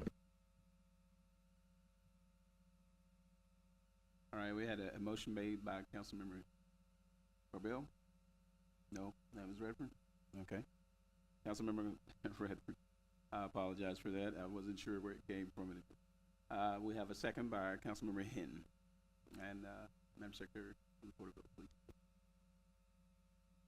Yes. Aye. Aye. Aye. Aye. All right, vote is unanimous. We'll now close that item on the agenda. Thank you, Lee, for the clarification. Yes, sir. All right, we'll now move on to item 12. Get myself ready for this.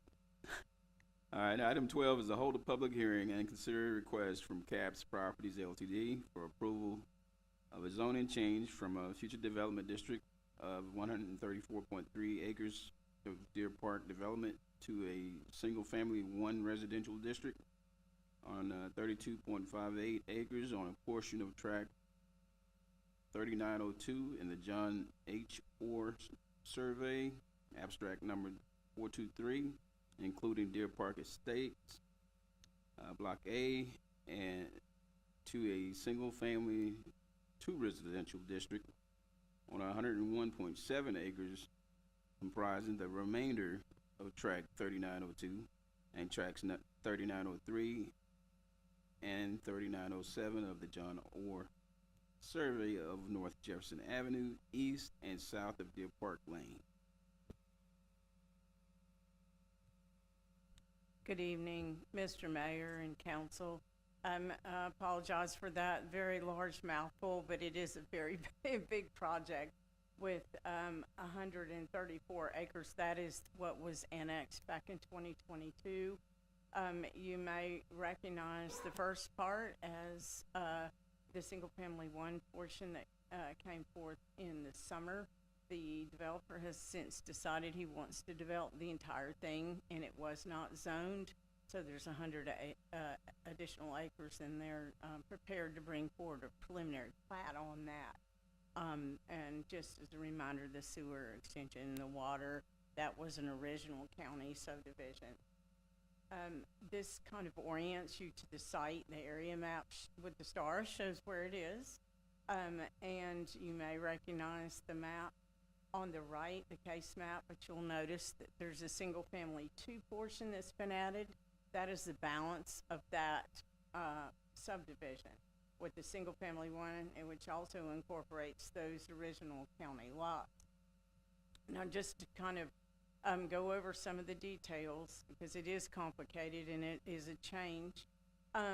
It was a single family 1 portion first, and then they've asked for the enlarged zoning request to include it all, and they want the single family 2 portion on the additional 100 acres, rather than single family 1, for the additional flexibility for drainage on that particular property. Has some drainage constraints, and to allow for their internal lot configuration. That being said, just to kind of remind those of you that have been on the council a while, and those of you who may not be quite up to speed on development, since we don't have that much of it here, there is a preliminary plat that they're looked at, and this zoning does kind of follow that. The single family 2 piece, their lots don't actually, as they're configured now, they don't actually need the single family 2, but they are anticipating that they may need to, perhaps for the 10,000 square foot minimum, and I've got the chart in a minute, that perhaps that might have to drop to 9,800, or some, there may be a constraint for an additional small amount for side setback or something like that would make it fall into the single family 2 category. And then rather than trying to come back after they've put the streets in and they're actually on the ground and dividing the lots, they ask for the additional flexibility.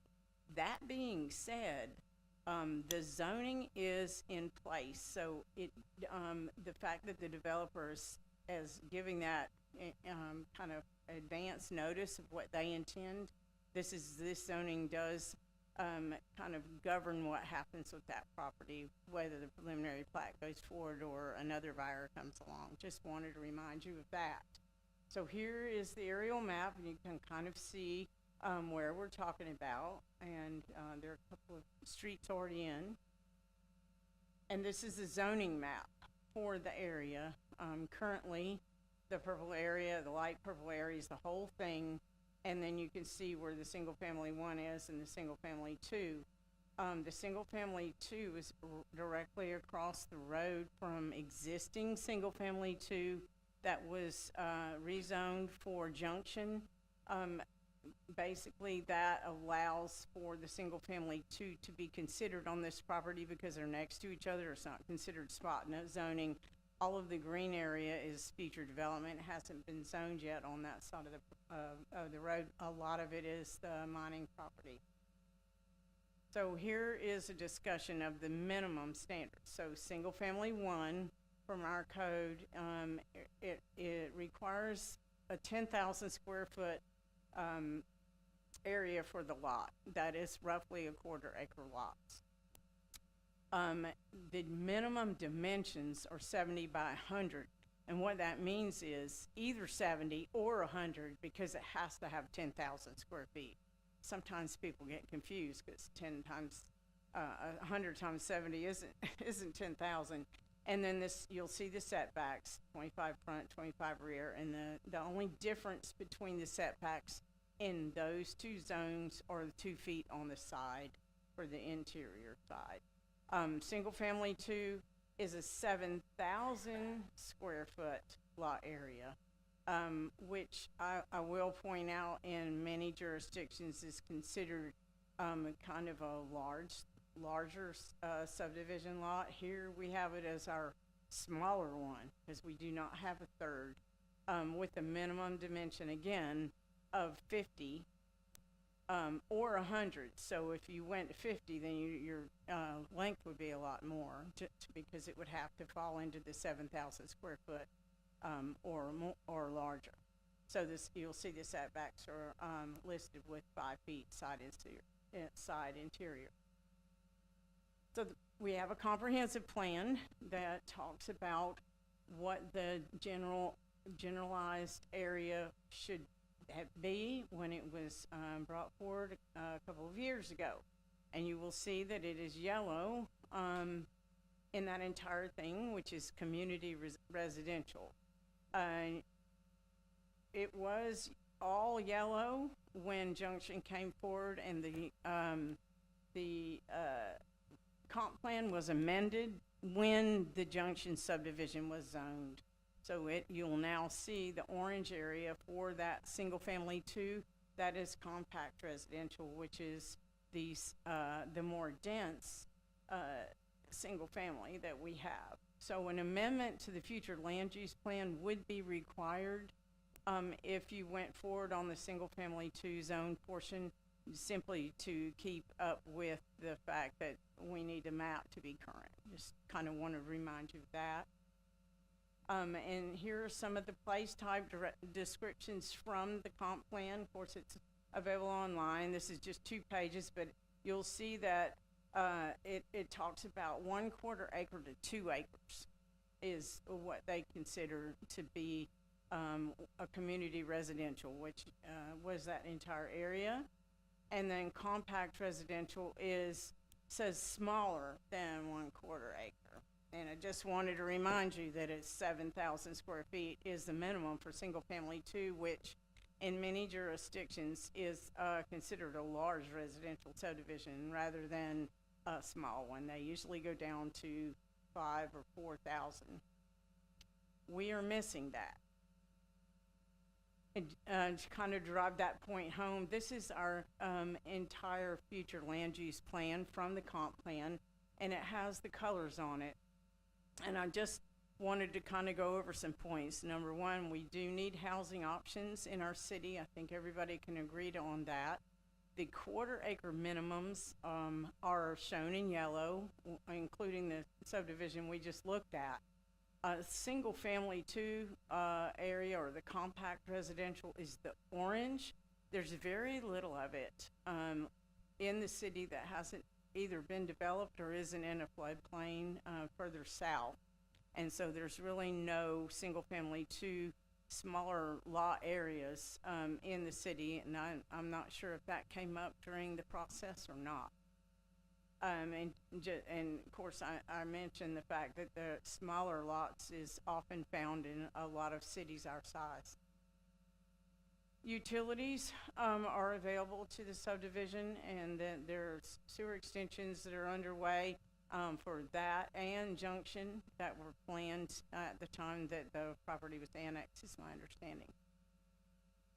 We did notify property areas. We only had three owners, although there are more properties than that. And I received one back from the mining folks, and they had no objection. So city staff is recommending approval based on the future land use plan, not necessarily by the letter of it, but for the overall view that we looked at, that both zonings are compatible with the existing uses and the adjacent single family 2 zoning. There will be available utilities, and there is no detrimental impact on any existing uses. So the Planning and Zoning Commission did vote 3-0 last week on January 14th to recommend approval of both single family 1 and single family 2 zoning districts. And if you have any questions, I believe that there are people here who may have more insight, but just to remind you that what the developer plans is interesting, but I can't really present it as fact because the zoning controls everything. I have a question. You mentioned the utilities. Are they there already, or are they in the process? That would be a question for Anthony. So yes, ma'am, the 10-inch water line's there. And then we've also, we also ran the sewer line, 8-inch sewer line. The property owner has to extend it to their property though, and that's what they're working on now. We do have the developer here? Are they? Okay. Okay, all right. I just wanted to make sure that you were available for questions because this is a public hearing, so I will also allow the public to ask questions on this. Miss Lynn, you say, there's an issue with drainage and that's being addressed. Where's the drainage area at? And what are you doing to address it, or what are they doing to address it? See if we can go back to the, so, down to the south of where those lots are, there, see, it's a little, you can see it's a little darker in color, so there are some water courses that go through there, and, I did not present the preliminary plat that they have, but you can see that there are, areas where they have to go in, configure around some of those and have drainage easements. And Is the drainage a problem now? Are we going to create a bigger problem when we put that development in? And who is it going to? It is not a floodplain, so there is no floodplain on that. But are they, with the development streets and all, are they gonna cause there to be a problem? Is that gonna be a problem? I'm not an engineer and I can't speak to that, but they are required to have all of those calculations, in place for their preliminary plat and for their final plat. So I wouldn't call this a high, risk area with a lot of topographical changes that are gonna cause water to go flood somewhere. At the same time, because they are having to configure around it, that was why they asked for the additional flexibility. So Lynn, just to clarify, so what they're asking for tonight is rezoning, but the whole review process for drainage, roads, utilities, all of that comes through the preliminary plan that will come to the city council with all of that very specific information in regards to drainage and so forth and how they're handling it. That all comes at the next stage. Is that accurate?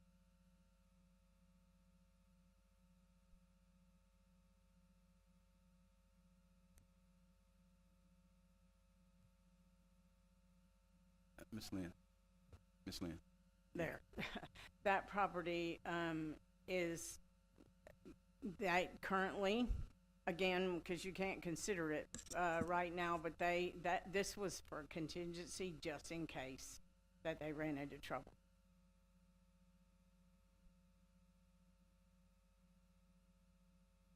All right, Council, any further questions? Do we have anyone in the public who'd like to comment on this item? Mayor? Yes. Could I just Yes, ma'am. ask that you open the public hearing formally and see? Yes. We are open to the public for any comments or discussion on this item.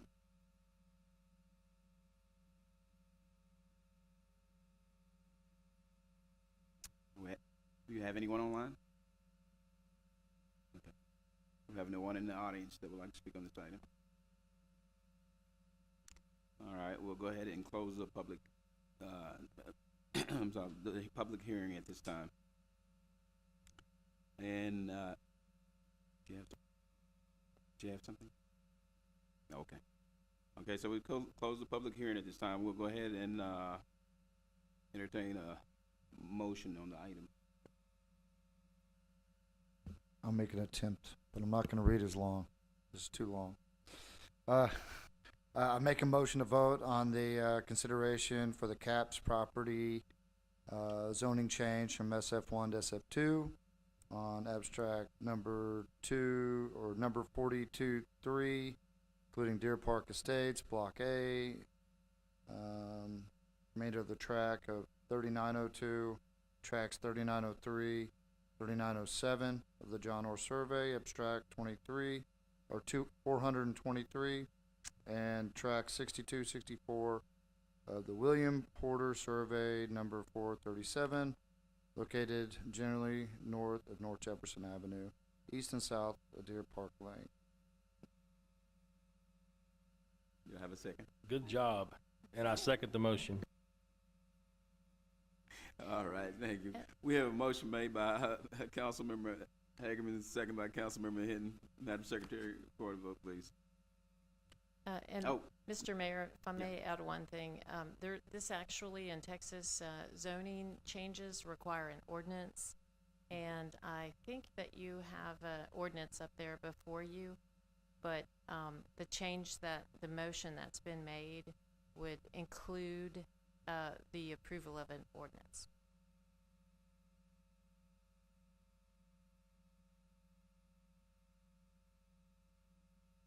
I don't believe it was presented. Yes, it was, brought forward today, the actual ordinance itself, but if the, I think the item needs to include the ordinance, I guess, for completeness, it's required for zoning to be in effect by the state, sorry. To confirm, is that the Z 2024-09? No, sir, it is ordinance 2025-2. Should be in your packet, I think, came in today. I apologize for not having it, brought forward earlier. It will not be in your packet as those were printed with what was sent out, on the agenda on Friday.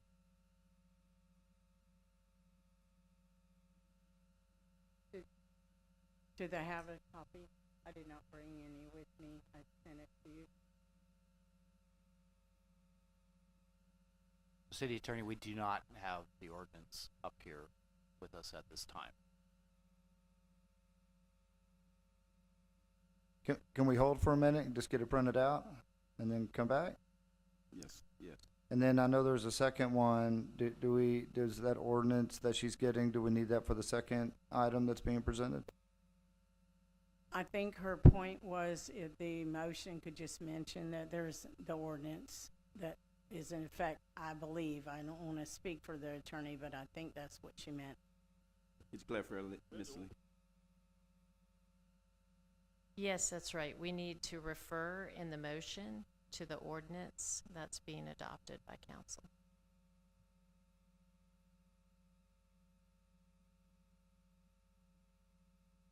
I'm going to amend my motion to also include ordinance 2025-2. Okay, that motion amendment is accepted and then second by Councilmember Hinton. And we'll open the floor for a motion, for a vote, but it's just, yeah, you gotta.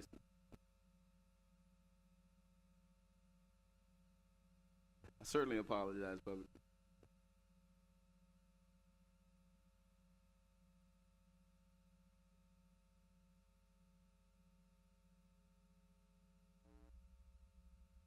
Candace, we had the ordinance number, so we're able to amend the motion.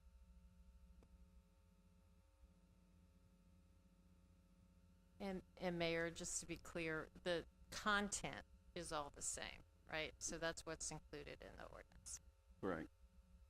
So we had a motion amended, adding the ordinance, and we had the motion was by Councilmember Hagerman, second by Councilmember Hinton, and now we're ready for a vote.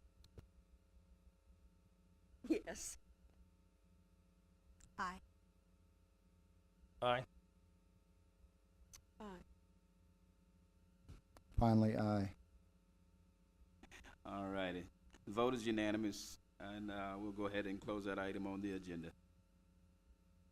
We'll now move on to item 13. Item 13 is to consider a request from Pan Triton on behalf of Singa Group and owner Roberto Marroquin for approval of 72 lot preliminary plat of the Junction Addition subdivision situated in the John H. Orr survey abstract number 423, track 3901, and the Marquin subdivision, Block A, lots 2 through 7, located on the north of Breezeway Drive and the junction of North US Highway 271 and US Highway 271 Business.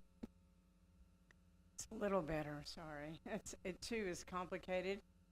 This is for the subdivision you saw briefly. It is single family too, but it also has, interestingly, 2 commercial lots in it as well, 2 retail lots that were zoned for that when it came through last year. This shows it again. The X marks the spot on the vicinity map, and then the area is kind of shown. There is a portion not very well delineated that has going to be carved out that has a house on it already that was part of the original piece that they want to bring forward because that is a house that's already been developed. So you'll see it's been kind of removed from the map, and it's kind of empty. I apologize for the fact that we had to flip it. So what you saw in here with the north piece to the top for the triangle is now with that piece to your left, and because it doesn't fit on the screen particularly well, this shows the configurations of the lots and the area for the commercial or retail spots as well as the streets. There are 2 outlets that come out on 271, and then there is one on the street to the north as well. Those have not gotten approval officially from TxDOT. Frequently that takes a little while. Also, there will be a road bore indicated as part of bringing the water to the subdivision, and that also has to be approved by TxDOT. And I'm telling you this because it requires conditions that will be put on the final plat. The developer doesn't have all those approvals in hand, but he will once it is approved. So we are recommending approval of the subdivision with these conditions, that the engineering plans, the civil construction plans, would be approved prior to final plat. They'd also be constructed final plat too, but that we are working on the engineering plans approval and that to move forward.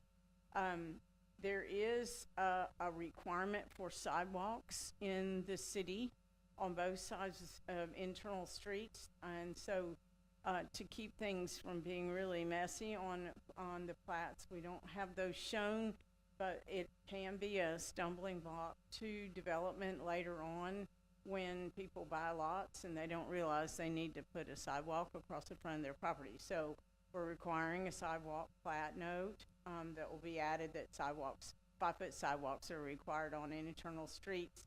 And of course, the condition I mentioned that there were the streets and driveways, which would also include any of the development for the retail portions too, and the bores to bring the utilities would all have TxDOT approvals prior to any final plat coming to you, and that the approval and the infrastructure acceptance after it's constructed, those are all would come before any building permits were applied for or approved on the property. And then finally that all building and fire requirements would be met on this subdivision. The Planning and Zoning Commission at the same meeting on 14th unanimously voted 3-0 to recommend approval of this preliminary plat as presented. Any questions? And there are representatives here from Junction if you have any questions for them. All right, floor is open for questions.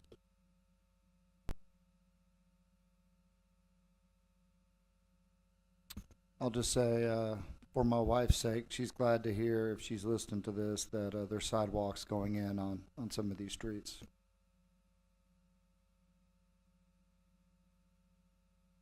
Do you have any further questions?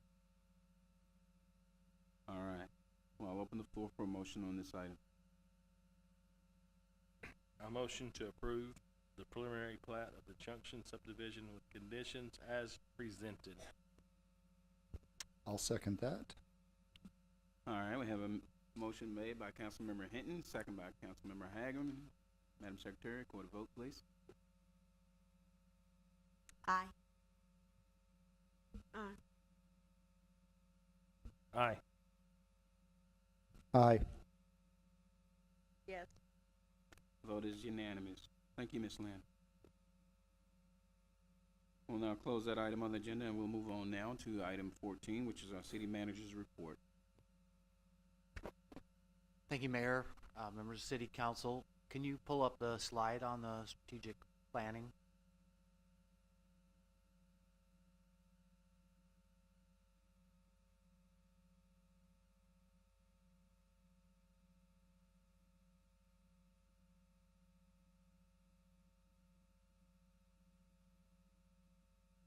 So, Mayor, members of council, I've provided this list of planning items to the City Council, and tonight I wanted to just introduce them to the community, because in talking with City Council, they want to make sure that as they look at the prioritization for the city, that you all have an opportunity to cast in your ideas and concepts. And so what the City Council, as we've talked about and heard tonight, is it's very important to prioritize your investments, which is your money and your time.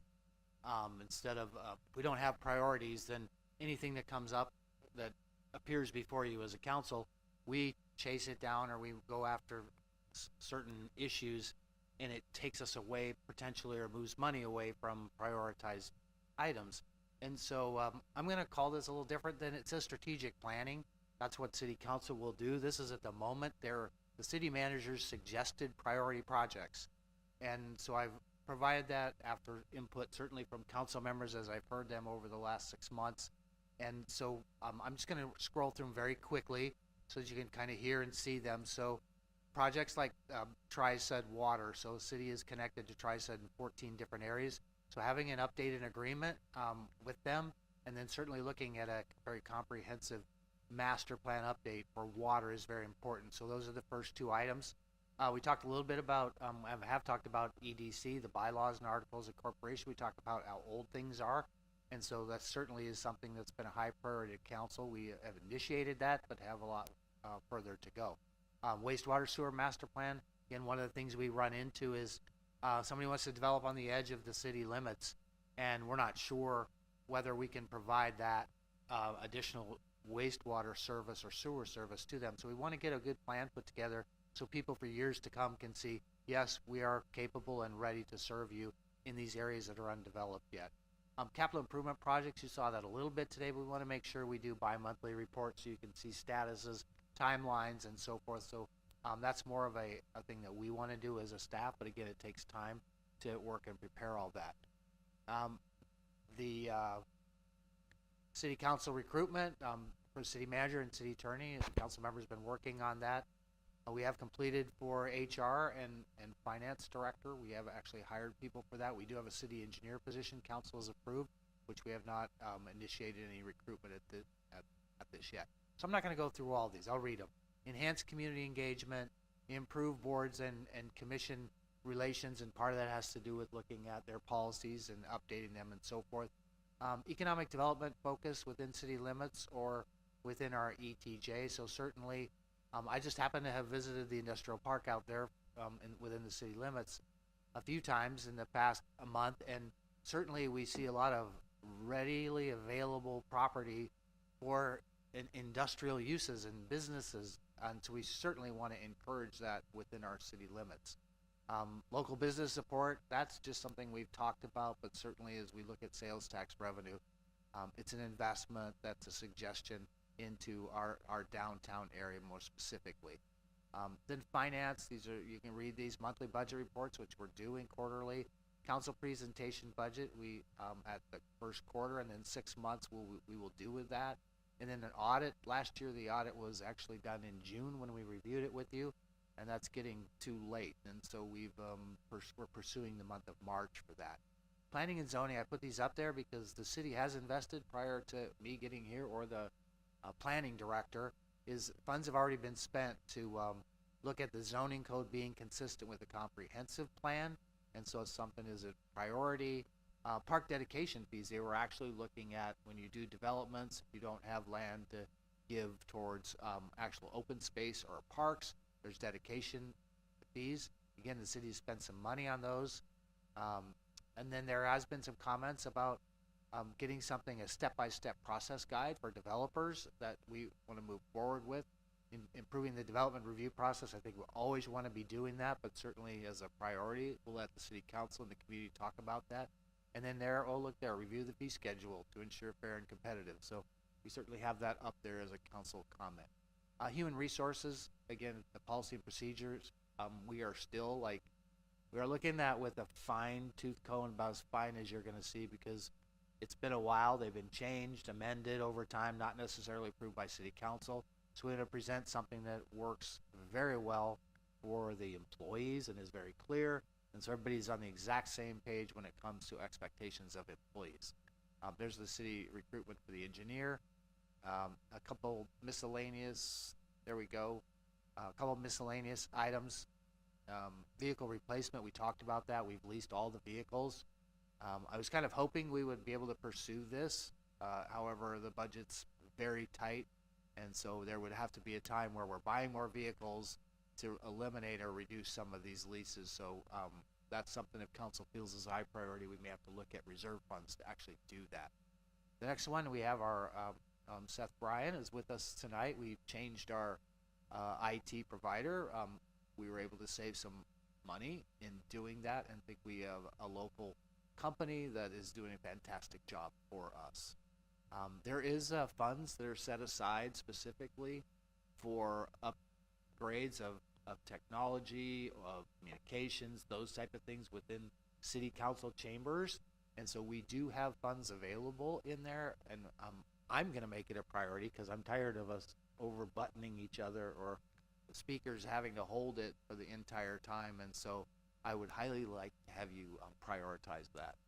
And then focus on customer service, rebuilding trust. I just think we've talked a little bit, heard some community members talk about certainly positive things, and part of that has to be that we rebuild trust that perhaps during a transition time is lost or questioned, and so we just need to do that and come up with ways to do that.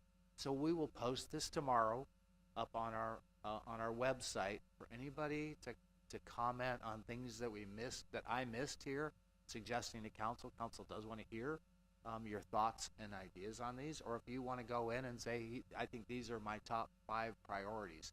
That is what the purpose of this is, to focus me, the city manager, managing the city, the organization and staff, let you as a community know, here's what the city council prioritized.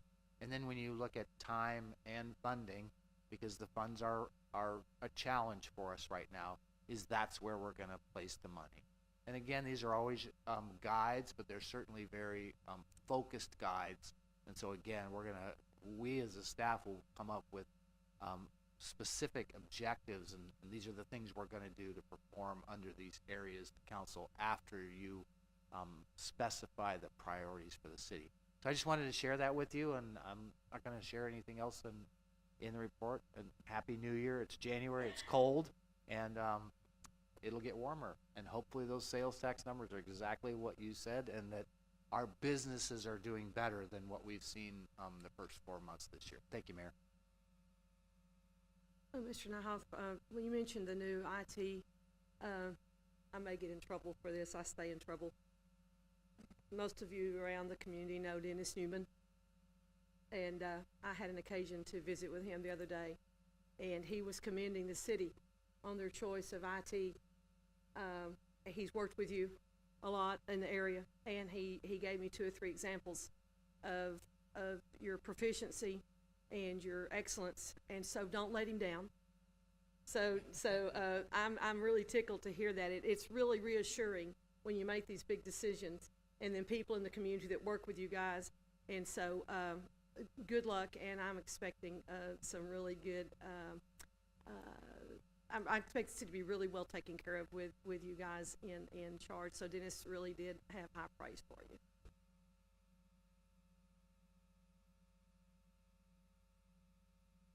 All right.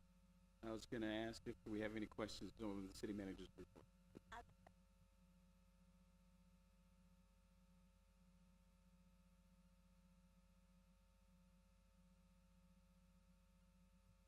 So they have a new system, and they are having difficulty trying to get it in a format that that's ready, accessible, and that you can have all the information.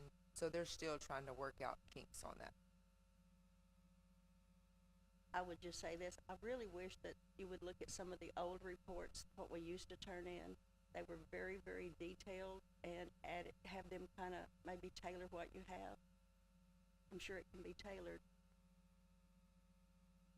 Yes, ma'am, we actually have kind of tailored that, but as Candace referred, our software system completely changed, and the vessel aid plans of mice and men, so we thought that we have been clear about the reporting, but when it pulled the numbers, that didn't exactly come out the way it needed to be, and so the developer's been working pretty hard to make sure that they have that can actually be shown to y'all, that the numbers make sense. We were they were all over the place, and they weren't clear, so we wanted it to be accurate and not kind of like halfway.